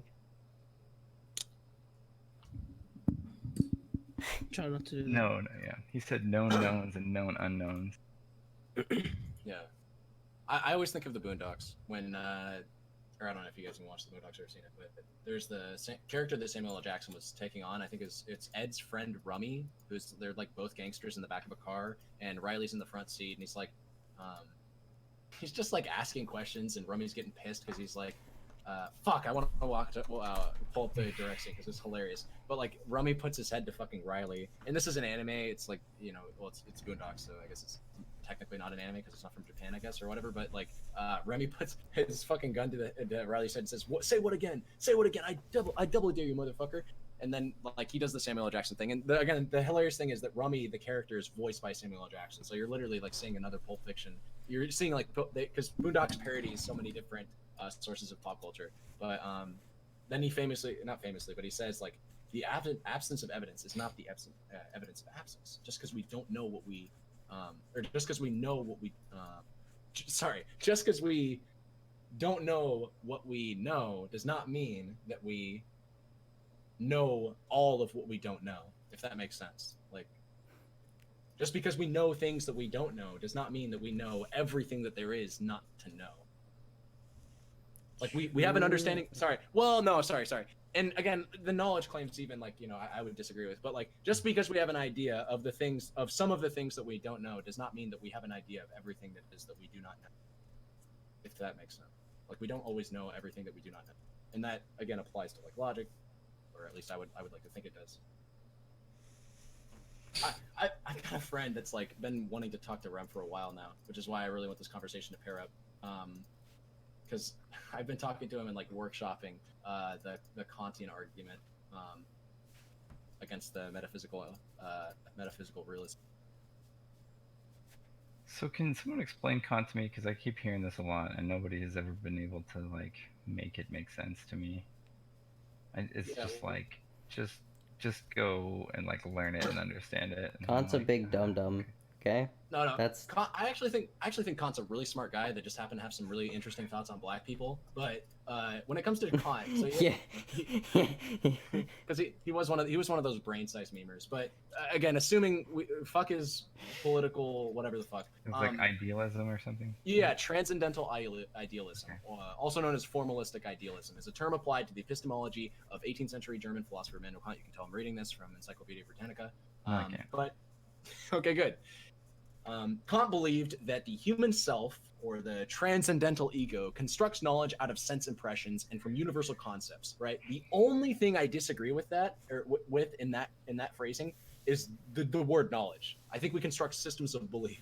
I do believe in a mind dependent reality. I don't think that we can interpret the world in any way that extends beyond the mind, or that the world is interpretable by anything outside of, I guess, intelligent life observing it.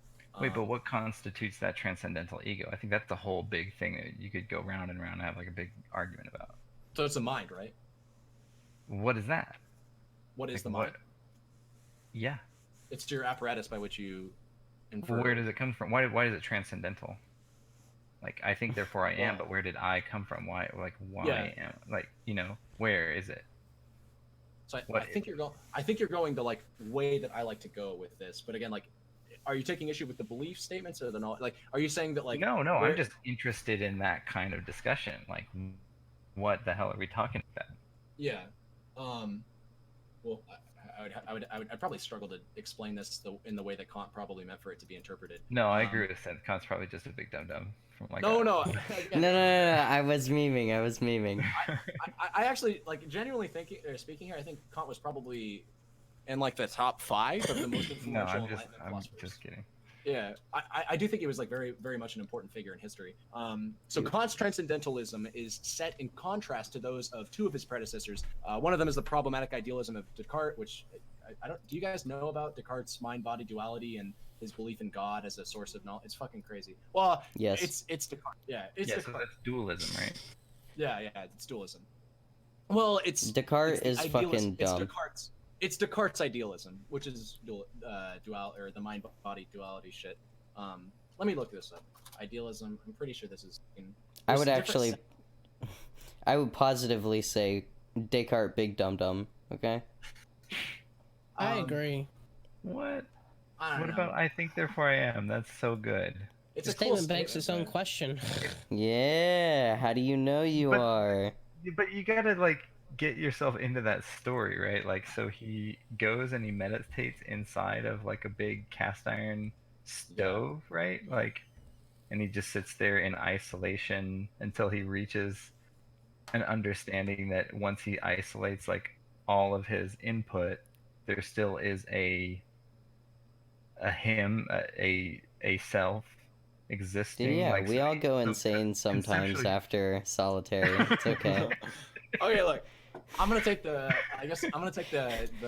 colorless approach here in saying I think all of these guys were pretty intelligent for their time periods, and especially like in terms of abstract thought, I think that these guys were pretty fundamental. I don't know if I feel like I'd think these things even if these figures didn't exist, or at the very least, like if these thoughts were never presented prior to my understanding of them, that I would have like some rough understanding of like of what it means to question life itself. Like I feel like we all do that at a pretty young age, maybe. Again, I can't speak from your guys' experience here, but so Descartes and Kant are like, I don't want to say they're in conversation because Descartes' long dead by this point, but that Kant was trying to address Descartes' skeptical idealism and Berkey's anti-realist strain of subjective idealism, sort of both at the same time, I think. So Kant says that it is not possible to infer the I as an object in cognito ergo sum, that you cannot assume I think, therefore I am, sort of in that statement, like purely from the spontaneity of thought, that you cannot just like presuppose that you exist by the lack of evidence of, or not, sorry, by the fact that like to exist is to argue, or to exist is to even espouse doubt, so to speak. Like Kant says that it's not possible to infer doubt from the spontaneity of thought, I think is what he's trying to say. to get in contact with again about this, but So altogether, do that's it. animals have an eye? Because Descartes sure didn't think so, because he like cut dogs up. He was like, look, they're not alive. Boom, boom, boom. Like, I'll just murder them. They're just Did he? robots. I heard he was pretty bad on animals. I guess this has Descartes to dissected do with his his like website. ideas about God or something. Like, Yeah. It always with Descartes, it's always safe to just assume it's gonna relate back to God somehow.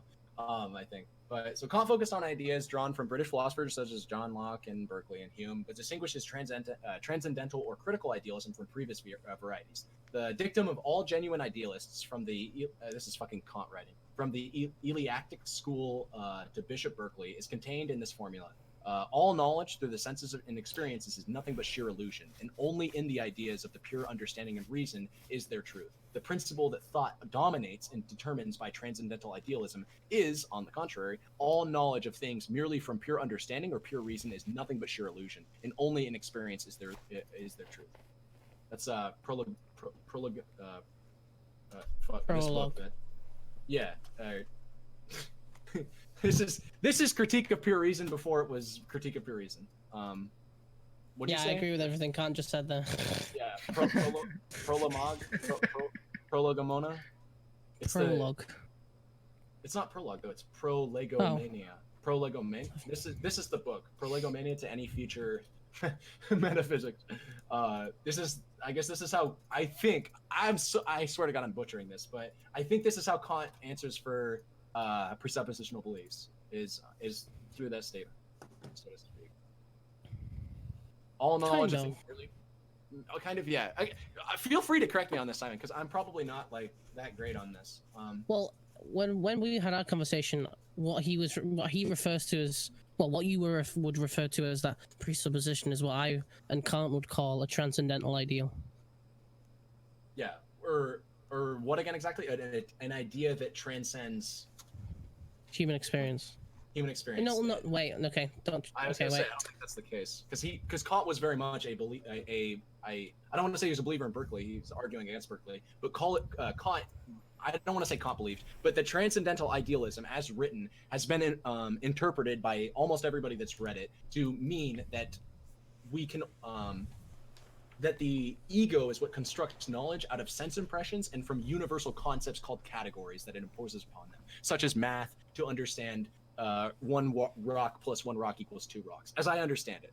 And then Kant's transcendentalism is set in contrast to those of his two predecessors, Descartes and then Berkeley. I think Berkeley's got the more interesting account of subjective idealism, or the dogmatic idealism, so to speak, which is like flatly denying the existence of matter. I don't know. I read Berkeley and I like Berkeley, and then I go back to Kant and I'm like, well, I like this too.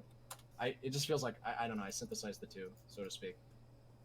Ultimately, I'm a metaphysical anti-realist, but so I think I get it, and I think I agree. I mean, I think I agree with Kant, guys. As I learned about it for the first time. Oh no. Simon's gonna again, take this as a W. no, wait. Let's be clear though, Mooney. No, it's not a win. So Wait, let Kant goes as far- me say something though. Yeah, okay. Okay. So I have a question about like these transcendental ideals as a concept. So it's like you said, we form knowledge, or let's say justified true beliefs. Kant would say knowledge. Kant would go as far as to say knowledge. Or we say justified true beliefs maybe, or like well, that same but kind of thing. that distinction is necessary, right? Like whether or not you believe it's a justified true belief that accounts for knowledge, like even in that you can have a discussion, right? You can talk about like whether or not you're justified if you believe that we can construct knowledge, which is justified true beliefs, out of sense impressions that are applied to universal concepts that or categories that we all impose upon them a set rule that does not change. Would you go as far as to say that like a justified true belief from that definition is therefore knowledge? Like again, like we could run the Gettier case back and forth, and I don't know, you could tell me Sure, what but I'm actually not super interested in the ultra low level like tautological circular like kind of stuff. It's interesting. I feel like I have a radar for when something gets like so low level that I'm like, I don't really care. Like yeah. That's kind of all this. But so like with the transcendental ideals and our knowledge that we form through sense impression of those ideals, or those, what did you call them, objective categories, that universal we like concepts. and universal concepts and categories. Okay. I think Kant would like I think especially like math would be like what Kant calls like a universal concept. Okay. Right? Is that like, yeah, we can form math like as a concept that we all agree on, and then like we can use our senses to interpret the world through these concepts. That like we can construct, or logic, I think is the best one. Is that Kant would say like logic is a concept that we can all agree on that like makes sense. It's a rigid system. You push against it, and it bends only insofar as how the rules of logic allow for, and then we can use our senses or our understanding of the universe through the way in which we interpret it, basically our senses, and kind of put them through these universal concepts to construct knowledge. Well, I would agree with that, but probably not in the way of Kant or something. But I would agree with something kind of like that. If these transcendental ideals or these universal categories or concepts, if we could just say, like, I think of those things as just the actual material universe for which I feel I have a justified true belief, and would say like if you say like I'm a transcendental ideal and you're a transcendental ideal and that piano behind you is a transcendental ideal and every atom in it's also like a transcendental ideal. Like the whole thing is the universe is a transcendental ideal that we experience through our sense perceptions, and then we form like beliefs about the underlying thing. Then like I agree with that. But like I don't agree with like the idea that there's like platonic like forms and like I like that there's a true piano or like a but I think that like when we're talking about consciousness or like the I, like I think that that's even like one step further. That's maybe even a different thing than like even if like my body is like under this stream and your perception of my body and even my perception of my own body like is all just like layered knowledge, justified beliefs through sense perceptions of the real thing that's there, that I believe it again, that's a total belief that it's there. But I do believe it. Yeah. I believe I'm real, guys. No, wait, hold up. So but if like my body is a transcendental ideal that I believe is there, but then like the I from my functioning brain that is like me, that we accept as like, you know, Wired, you're not just your body, like you are on stream, like, and that's the real you know, like that's the whole like next level, I think, of like a transcendental ideal that we might talk about or point to of the I. Okay, So I got 2 points. First, it's gonna sound like really dumb, and I'm only saying this for the purposes of actually like serving Kant here a little bit. I do want to construct throughout this conversation like sort of concepts that we can agree on. I don't think Kant would pin certain things down and call them transcendental ideas. Yeah, he probably wouldn't. Yeah, like I imagine that like these other guys probably wouldn't. Well, no, you're misinterpreting. Okay. Transcendental idealism is just the epistemological framework through which Kant, from which Kant subscribes to, or that I guess he coined. Maybe, I don't even know if he coined it, but I have to imagine he did. He wouldn't call these things like his ability to understand the universe through his senses. He wouldn't call that like his like those individual things like his sense of smell a transcendental ideal. He would call that a sense impression. And then he would call like the interpretation of something like poop or fecal matter as being bad smelling. He would call that like a universal concept that like, and even that's like, that's very vague because like not everybody. Like, so what I was trying to say in this example is like, I think that like there is something that I think of as maybe analogous to these transcendental ideals. I'm not even claiming it this way. I'm not trying to say like this is what Kant's saying, or I'm trying to understand what Kant's saying is as this. And I think that like there's a transcendental poop under that poop. Like when you take a poop and you turn around and you see it and you smell it and you're like, whoa, underneath it there's a transcendental poop that you can't ever truly know. You have a justified true belief in based on your sense impressions. What the fuck did I come back to? Like, We're talking. We like Micro like, comes back. Like, you know this transcendental shit, man. Dude, this transcendental dude. Like, and I just think it's transcendental in its unknowableness. Like when we're talking about justified true belief and like anti-realism and the inability to like truly know anything at a technical level. That's what I'm like getting on board with the technicality of anti-realism when I say that. To say like that's what I mean by an ideal is like the unknowable thing in itself. Does that make sense? No, not to me. But I'm not saying it doesn't make sense. I'm saying like I'm having troubles like understanding what you mean. Okay, Yeah, like me so too, a there's little all bit. these atoms and everything that make up that poop, like, Sure. but you don't like sense those atoms, and you don't form a conscious experience of every single The- atom and every vibration that it's doing, every, you know what I mean? Like Yeah. there is a real. My wife is getting sick of me talking about poop.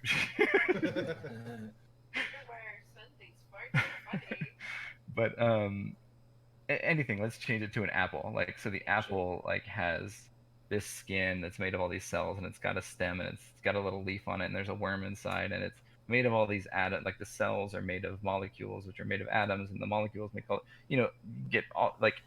And even when you're just trying to understand an atom, you're doing your sense perceptions of the underlying thing that's out there really, but it's like you are like reaching your hand out against a sheet and there's something on the other side. It's like you can't truly know it, like to that point about like the technicality of like anti-realism. It's like, Why can't you? Just to be clear, or why would you say that we can't?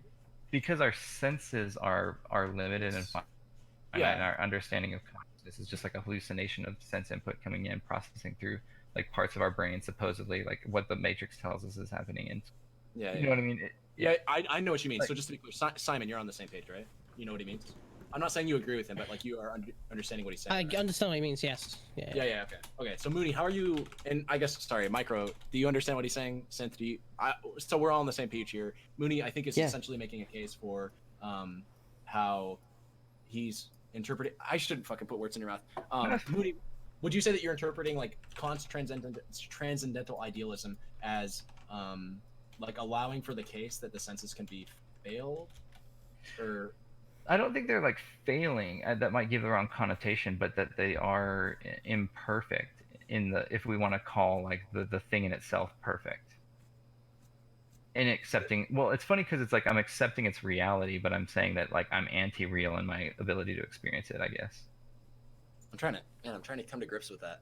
You accept Like it's my real, but conscious experience of it is like anti, I see what you're saying. but I So accept it, like the reality of the thing in itself. So you being out still there. think the apple exists, whether or not your It's a ability to... belief. It's a justified truth.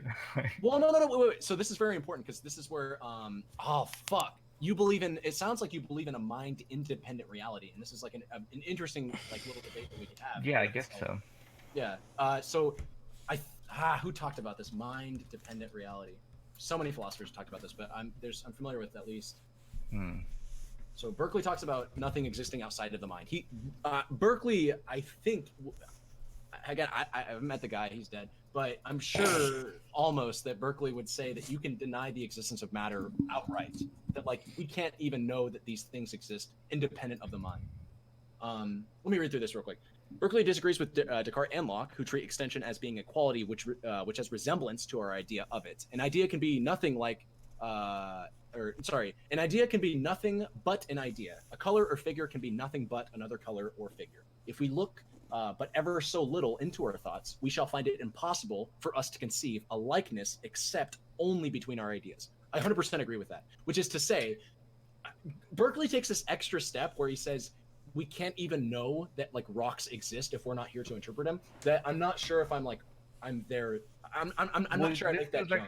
Like when we were talking really? about people channeling aliens, like I have a friend who believes in like alien channelers, and I've seen some of these people and they like speak in tongues and go, Wait, what's like, an Wait, alien? actually, What's like people who like channel other like extra dimensional entities and like speak from like the 11th dimension from Oh, like yeah, the star galaxy. And, yeah. That's some weird wait, actually, But, I like- want to.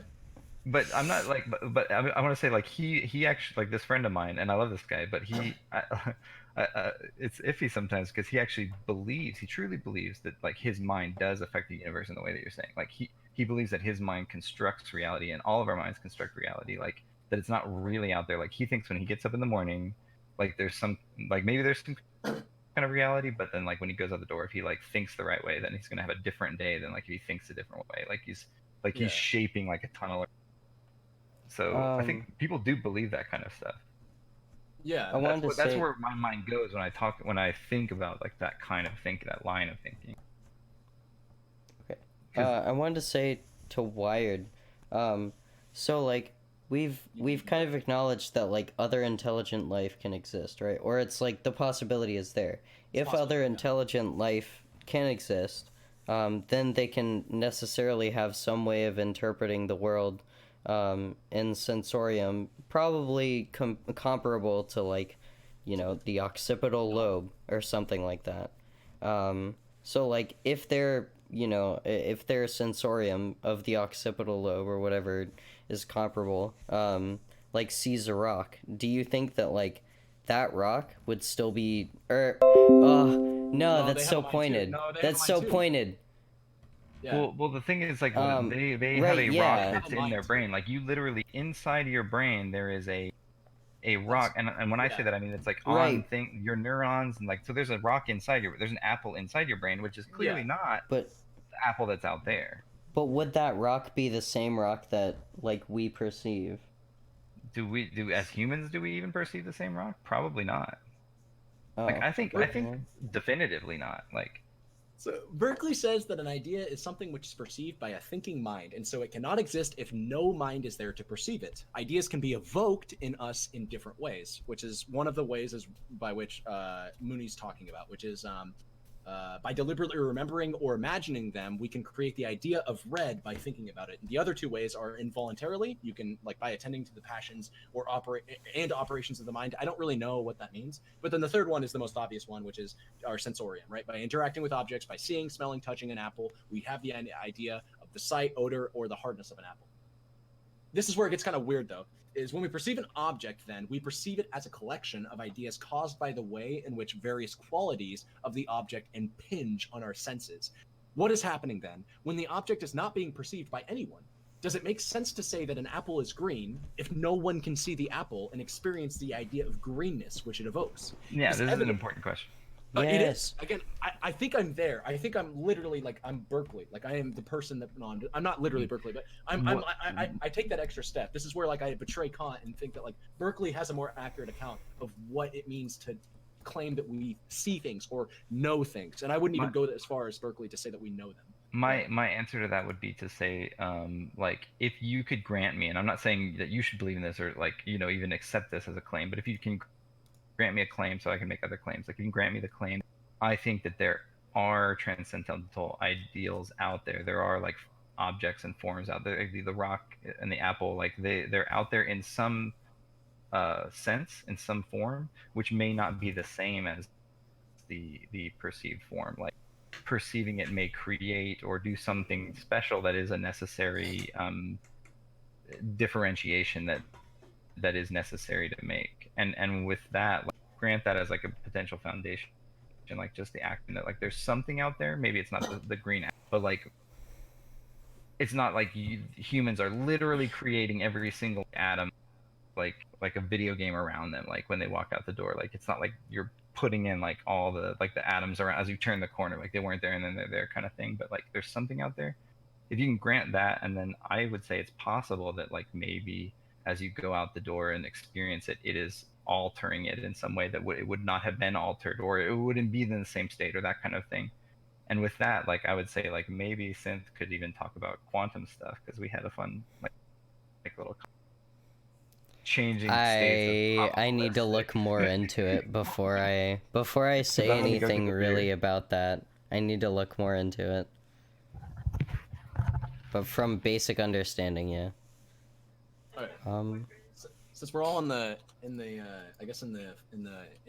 business of dunking on Simon some more, I just want to address some counterclaims to the Berkeley position. Simon, this is the little nod there.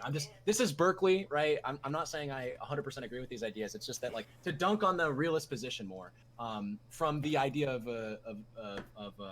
from the mind dependence, from the construction of a reality that exists only in the mind. I think we call this idealism, right? Idealism is. Wait. You're using that to dunk on realism. Yeah, in the fashion that Berkeley does it. I know it sounds like really weird.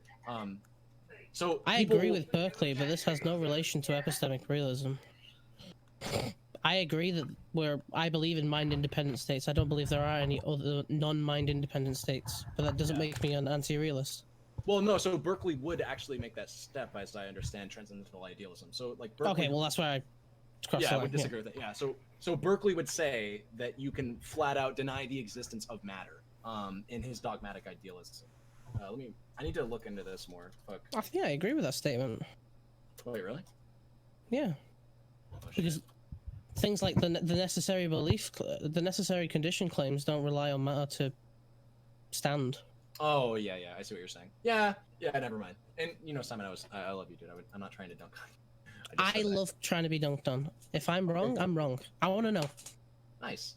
Well, so there's two questions that often people raise in response to Berkeley. One is that if material objects don't exist, then what is evoking the ideas of shape, color, taste in us? Like, what is evoking our senses if not the fact that these things exist dependent of the mind?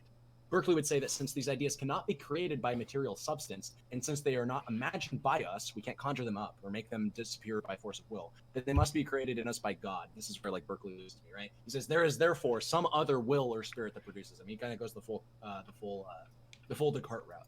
And then there's another question: do objects exist when no one is there to perceive them? This is the tree falls down in a forest. Nobody's around to hear it. It doesn't make a sound. Berkeley admits that there is a coherence or predictability in the way that objects behave. If we leave a room with a chair in it and re-enter the room later, and the chair is still there, will the chair be still be there? Yes. Yes, yeah. Hey, Even if I'm sorry to interrupt. I'm adding nothing to this conversation, so I think I'm gonna hop over to Freems's. No, Micro. Okay. I think I'm gonna hop over to Freems's, but I'm assuming that I'm gonna see at least a couple of y'all over there. So. Oh yeah. You'll always find me in After chat. this ends, I'm gonna go get food, and then I'm gonna hop over to Freems's. That's another thing. I'm gonna go get food because I'm fucking starving. I'm sorry to interrupt you, Wired, too. oh, you're totally fine. But hey, I love you all. This was a lot of fun. I'm sorry that I kind of just got up there randomly. My girlfriend came home, so I wanted to be a good boyfriend and say hi to her. Hey, dude. But We forgive you. Yeah, I Yeah. appreciate it. Have a good night. Shout yourself out and stuff. Hey, MicroMacro TX, I talk about left-wing stuff. I like shitting on reactionaries. It's a fun stream. You should come join. Also, Synth is a fun stream too. And if you're not following Synth, follow them. All right. Alright. Goodbye. Thanks, buddy. Thanks for See ya, showing. Micro. Thanks for inputting. Bye, Micro. So yeah, like if a tree falls down in a forest and nobody's there, or if a chair is in a room and somebody observes that chair being there and nobody enters the room and they can confirm that somehow, in between them leaving that room and coming back to it, will the chair still be there? Even if in the meantime no one was there to or wasn't even there in the meantime that nobody was there to consciously experience it. This predictability he ascribes to God, the admirable connection whereof sufficiently testifies the wisdom and benevolence of its author. The other way that Berkeley addresses this is to say that an object would exist if we were to go and perceive it. When in broad daylight I open my eyes, it is not my power to choose whether I shall see or no. Not like no things, but like whether he'll see things or not, or to determine what particular objects shall present themselves to my view. It's kind of like. Oh, well, I'd say it's not God, and I could talk about some quantum mechanics, because I had a conversation with Synth over the weekend about quantum, and maybe she could back me up and just be like, yeah, I saw that shit. we could certainly get into that. I just want to say real quick, this is why it's so hard for me to firmly back Berkeley and Kant, is because Kant technically even too. I think Kant did believe in God, but Berkeley and especially Descartes, is they hinge on God so much to explain so much of their. This is why I don't like that era of philosophers. Is I feel like we have filled in some of those gaps, that God of the gaps. We have some of the new tools now, and that's why we should be having these discussions and there's the philosophical progress. Woo! A little bit. It's it would be so interesting to see Kant, or not Kant, well, Kant too, but especially Descartes or Berkeley in a modern era where where their ideas haven't been espoused yet, and they're they're the ones to espouse these ideas, but in a more secular or enlightened era, where they want to express this sort of they want to express idealism from an anti or from a realist perspective in Berkeley's case, but or maybe not, because again his realism kind of was contingent on on God. It would just be so interesting to see a 2020 Berkeley explaining realism as a concept that is not contingent on God's existence. They would just be the idiots on Gab. It'd be okay. On Gab. Well, I think that's my position, right? Not the idiot on Gab. I mean the position without I mean, God. I thought that was a given, The but position without needing a God. Because Well, I'm an again, atheist. yeah, again, I would like to think that you can construct an agnostic atheist position that still does not believe in knowledge claims that can be made by humans. But I don't think you can use Descartes or Berkeley to explain that, because they both Yeah, I think in their philosophy. in this day and age, we should just be more secular in our interpretation of all things, and like maybe we should just accept that as kind of like a grounding in 2020, just being like, yeah, you know, Kant and all these guys like, you know, Descartes, and you know, I read Nietzsche, and it's like they're brilliant people that have these ideas worth listening to, but maybe like we just reinterpret it into our through our senses into you know, whatever it ends up in our brains as our new justified true beliefs, using like the secular and scientific and, you know, modern Zoomer like Twitch knowledge that we have. Yeah, well, I mean, even actually, especially in the case of Nietzsche, I guess you could argue that he was already making those strides as a philosopher. But That's Kant- true. Like yeah. he was saying, and like, it's imagine time to Kant change with this. Wikipedia. Oh, I actually I gotta be doomer about this. I actually imagine like a modern day Kant, or especially a modern day Descartes, just being like a fucking lunatic, right? Like just dude, instead of this- actually, I was gonna say, whenever you were describing like modern day Descartes, I was like, that guy would just be in a fucking asylum. Like that yeah. guy would literally be like writing on the walls in an asylum. People would be like, what the fuck are you doing? Yeah. I mean, to be fair, so would Diogenes, but Yeah. maybe not Well, writing on the walls, but he would. Maybe this is like how Descartes escaped his persecution. Was he just waited until he was dead to have his friend publish all his works or whatever the fuck? I need to remember how he. We talked about John Nash on my last stream. Yeah, I was there. Yeah. Oh, yeah. You caught that? Yeah. The beautiful mind guy who was Yeah, like just a brilliant genius that developed game theory and economics and like the idea of But also had qua- schizophrenia too. cooperative and non-cooperative games and all formulaic mathematical proofs for like how human beings work and all this stuff. I don't know. I think. Yeah, and then he like lost his mind. Like he just like kind of went schizophrenic. I thought he was a lifelong schizophrenic. Like I thought he. No, he recovered. Like he went schizophrenic for a long time, and then he had this like support network of the people at, I can't remember what university it was that he worked for, and his wife, and like people that were just like, no, that's John Nash. Like he's a little like schizoid, but like we take care of him. Like he's a good guy. And over time, he like just slowly kind of came back to I reality. mean, And then he actually won his awards, like when he came back to being yeah. no longer having like his mental health issues. Yeah.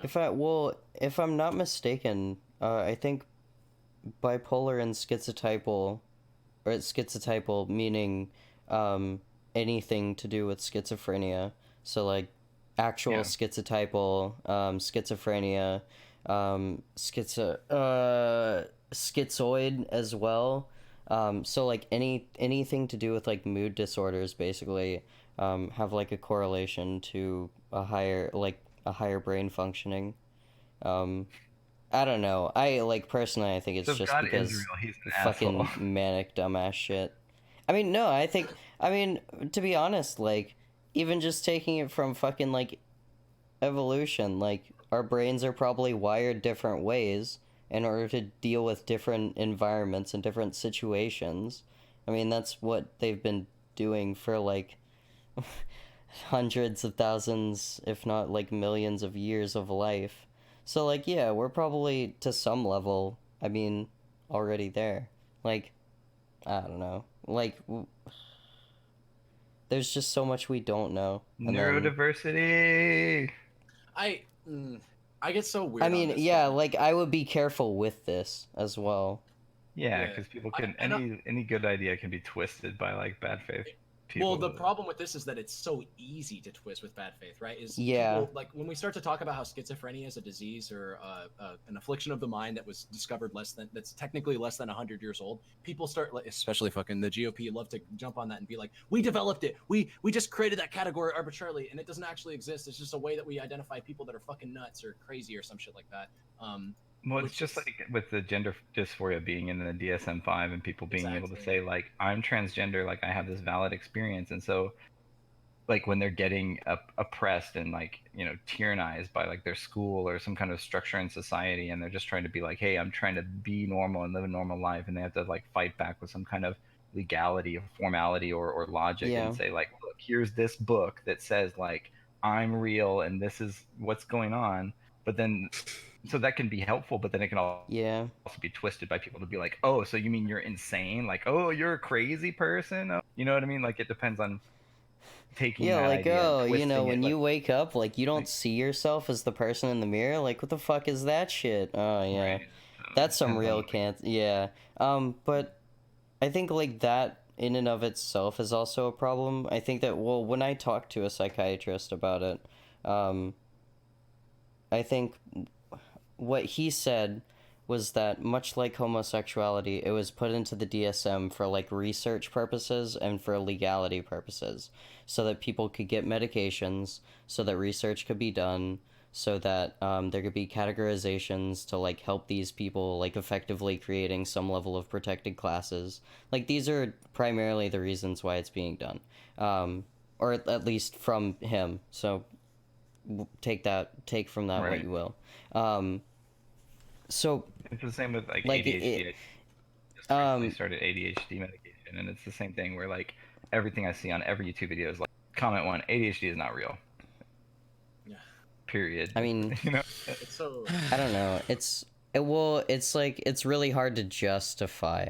That's the thing though, is because like we don't even really know what the fuck's going on with our brains. Like sure, we could probably test some schizophrenics and their dopamine and serotonin levels would be fucking insane. Or like so fucking weird compared to most people's. But like there are probably some that are like those levels probably, or like I don't know, there might not be some correlation to that in some of them. Like it seems like there's just so much we don't know about Oh, how yeah, for brains sure. are wired to run that like we can't Medicine really. is a joke sometimes. Like if you ever talk I to a mean, doctor yeah. sometimes and you're like, how does this work? And they're like, nobody really knows, but if I like do Yeah, this, that's the no. best knowledge we have. That's seriously the thing that happens like with my bipolar med. Like it's an atypical antipsychotic. Like literally they're like, yeah, it does some shit with the serotonin and dopamine receptors. We don't really know what, but like it makes you good. Like Good luck. holy shit. Like you're complaining to me about putting like shit into my body that's like affecting my brain fundamentally, like I don't know, psychedelics and shit like that, and then you're like prescribing me medication that fundamentally affects my brain. Like of course it's probably a little bit safer, or I mean a little bit The government says so, right? I mean, but like that's Must the be thing, right? true. Is that like whenever you get down to it, medicine is all a guess. That like brain chemistry is all a guess. It's all like, well, which one is gonna make this one work? That like, and sometimes we don't even have one. Like sometimes people are just fucked. I mean, That's why, it's as I've been trying my meds, like I was trying to find a good doctor and one who, like, he's been good, but like basically, how would I know what meds I need to take? Like, how would you know what meds I need to take? Like, you just have to give me the meds, like here, like give me pills and I'll like eat them and I'll report back, like yeah. what happens, Like that's all. Well, Like it's kind of what we're talking about being able to know anything. yeah. Or I don't want to chime in too much on that because honestly, like I don't know. Despite my alma mater, I actually really don't know too much about I always struggle to find the PC word, which is kind of sad because I feel like Mental Mental health illness? condition is what yeah, I would mental health issues. mental when it- health when it- issues. Yeah. Yeah, I don't know. Again, even that like classification could get kind of scary. But like when it comes to things like MDD or ADHD or OCD, I know that especially with MDD, SSRIs are like I don't want to say emergent, but like present like a very real threat to what is it? I think it's serotonin. They have a tendency to like fuck up. This is like the super cursory understanding that I have is that like their drawbacks can be very severe. Yeah, for sure. I think that's the thing is people like get drawbacks on SSRIs and things like that, but then they weigh that versus like what their life was like alternatively, and then they go like, okay, do I want column A or do I want column B? Yeah, well, Yeah. but even insofar as that goes, right, we're developing ketamines as an alternative to SSRIs, for the extent purpose that they're not because the ketamines may work better, but there's just that their drawbacks may be less harmful. Which I guess you could say that they work better if their drawbacks are less harmful. But I just mean towards treating MDD. It's not that ketamine is like any more powerful or it doesn't like act faster towards improving people's moods or conditions. It's just that like ketamine I'll is, be honest, you know, dude. probably less harmful for the body than what some SSRIs. We're gonna let a random. And we Prozac can or, talk like off Which stream is funny. sometime. I thought But of ketamine as like a for the purpose like a of keeping this a hardcore little party safe, drug. I'm not gonna And let then I like found out that random you can people go to the doctor into the and like get some thing. ketamine. if I Yeah. recognize you as like a Or- streamer or something, Okay. might be a little different. Yeah, but... in San Antonio here in Texas, you can go get ketamine. Oh, shit. I, Wait, what? In You can Texas, you go can to the- get it prescribed, or you can just No, what buy it happens is outright. like, so if you have a mental health condition, like you have what is it called? Like you have a clinical Oh yeah, I know what you're talking bipolar about. The depression, ketamine like, treatments. Yeah. yeah. So if you're like bipolar, and it's like you can go to a therapist and you can be administered ketamine in a clinic, and basically like do your ketamine like at the doctor's office, Yeah. and then like Have them monitor you and like have them help you out if whatever. And of course, they don't give you so much that you go into a fucking K-hole. Right. I mean, like, I wish that's how it was for like all of those types of drugs, right? That like, I mean, that's like such a dumb like political thing to push. Like, yeah, I wish we had like this house where people could like take psychedelics and then like they could trip out with each other. Like, oh shit.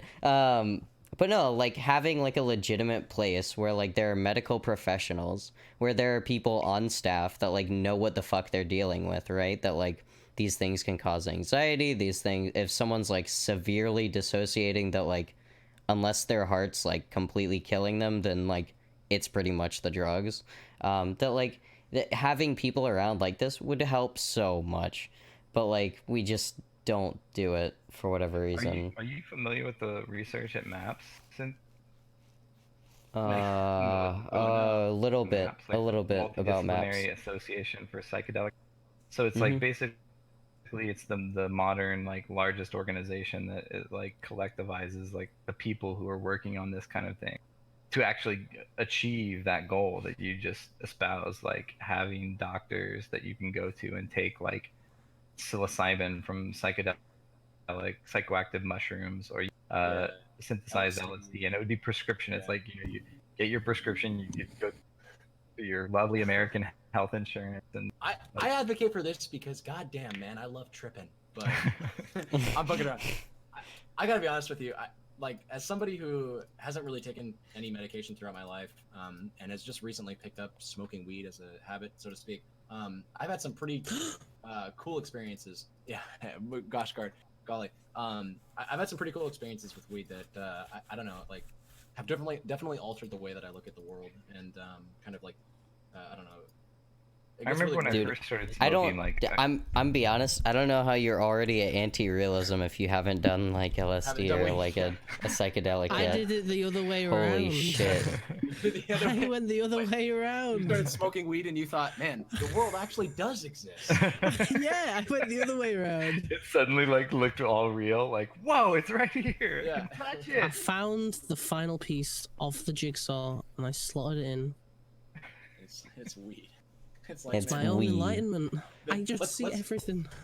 Let's apply the Descartes, not the Descartes. Let's apply the Kant argument here. Is the world exists and we can know it through weed instead of logic. Oh yeah, weed That is is my necessary precondition. condition. Yeah, That's that's your my necessary precondition. Fundamental Woo! precondition for understanding reality. It's an a priori thing that you can't have knowledge with. Yeah. Wake up with weed smoke being vented into your room, so it's a hot box. All right.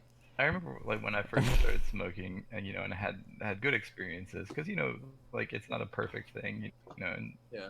everything can be in a way that's not useful or something. sure. But like I remember when I first started having like good experiences, I remember noting, and as it occurred throughout my life, like where felt like a slightly alternate perception on reality that I felt distinctly I would have had. Like I would not kind of looked, like I wouldn't have combed through my ideas and like seen things the way that I saw them if I hadn't consumed a little cannabis and like brought those molecules into my endocannabinoid system and shifted my way of looking at things, which then allowed me like a new tool for analysis. I genuinely feel the same way, but I don't know if that's because I'm reading too much into because I'm reading too much into it. Yeah. That's what I mean. It's kind of sad. Like, I don't know. Right, you like have some crazy idea and you like write it down, find the cocktail napkin in the morning, and it's like, yeah, and you're like, this is fucking nuts. This is something only high me would say. Yeah. I don't know.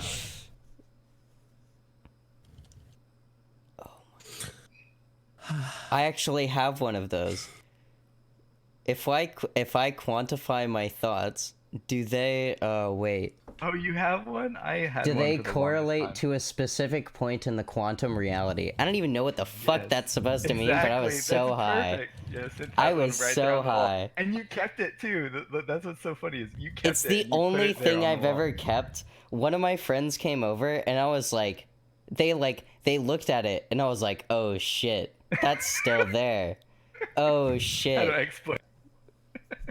I don't even know what it means. How do I tell? It's in my hand. And then they were like, yeah, I can't really read cursive. And I was like, thank fuck for being able to write in something that no one can read.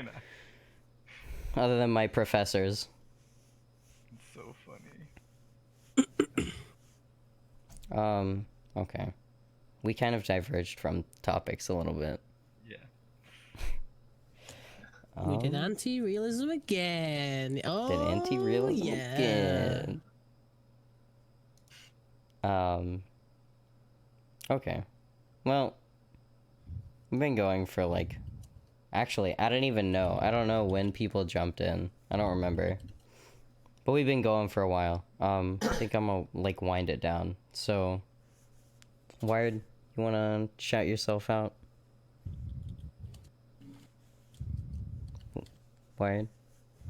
Oh shit, sorry. Yeah. Fuck, I feel bad. I was messaging my girlfriend. Yeah, my guitar. Again, I don't really know anything exists, and I'll debate that with you on stream. You disagree with me. Twitch.tv/WiredGuitar. Synth. I always appreciate the conversations. Like I said this, I've said this before. This is my favorite podcast. Don't tell anybody, but I can't say that actually. So I'll just say I very much enjoy this podcast. I enjoy philosophy a lot. So yeah, hopefully we keep doing it. Yeah. Thanks for coming around, dude. I always appreciate having you here. You had so much, dude. Thank you. Nice. Nice. All right, Simon. Hey, I'm a dude. I kind of stream on Twitch. I'm getting into it now. I do Philosopher. But I do basically anything else that, well, anyone else wants me to. I'm literally thinking of doing React Andy streams soon. It's gonna be great. But yeah. That's me. Follow me on everything. TheFuZiOnZz. Thanks. All right, Moony. Yeah. I'm MoonyMachine. You can call me Moony. I just started streaming on Twitch. I am just somebody in the orbit of WiredGuitar. So, if you go and follow me, then I can. A Wired Guitar Orbiter. We have a new one. No. I just need 40 followers and I'll be affiliated. But I stream. I have no set schedule, so it'll probably be later at nights, like around this time at night, and probably more likely on weekends. And I have on my past few streams been watching a Yale course in philosophy on whether or not the soul exists and arguments for and against the soul from an actual Yale professor. So we've gotten through like 3 or 4 of those full lectures on screen. So it's kind of a React Andy thing. So I just kind of let the professor go. And then whenever enough thoughts build up in my head, and like I remember that I need to probably talk instead of just pause it and say something. So if you'd like, maybe you'll catch me on. Maybe you'll catch me outside. How about that? All Alright, so I'm Synth. I do politics, philosophy, memes. I play random video games. Obviously, I host this podcast. I go on other like random podcasts, Leon's and Freems, and I'm gonna try to get onto Killer Stevens and some conservative podcasts because that sounds like fun. Yeah, thanks for coming to the podcast. Thanks for showing interest. Appreciate every one of you in chat. Pog. Pog.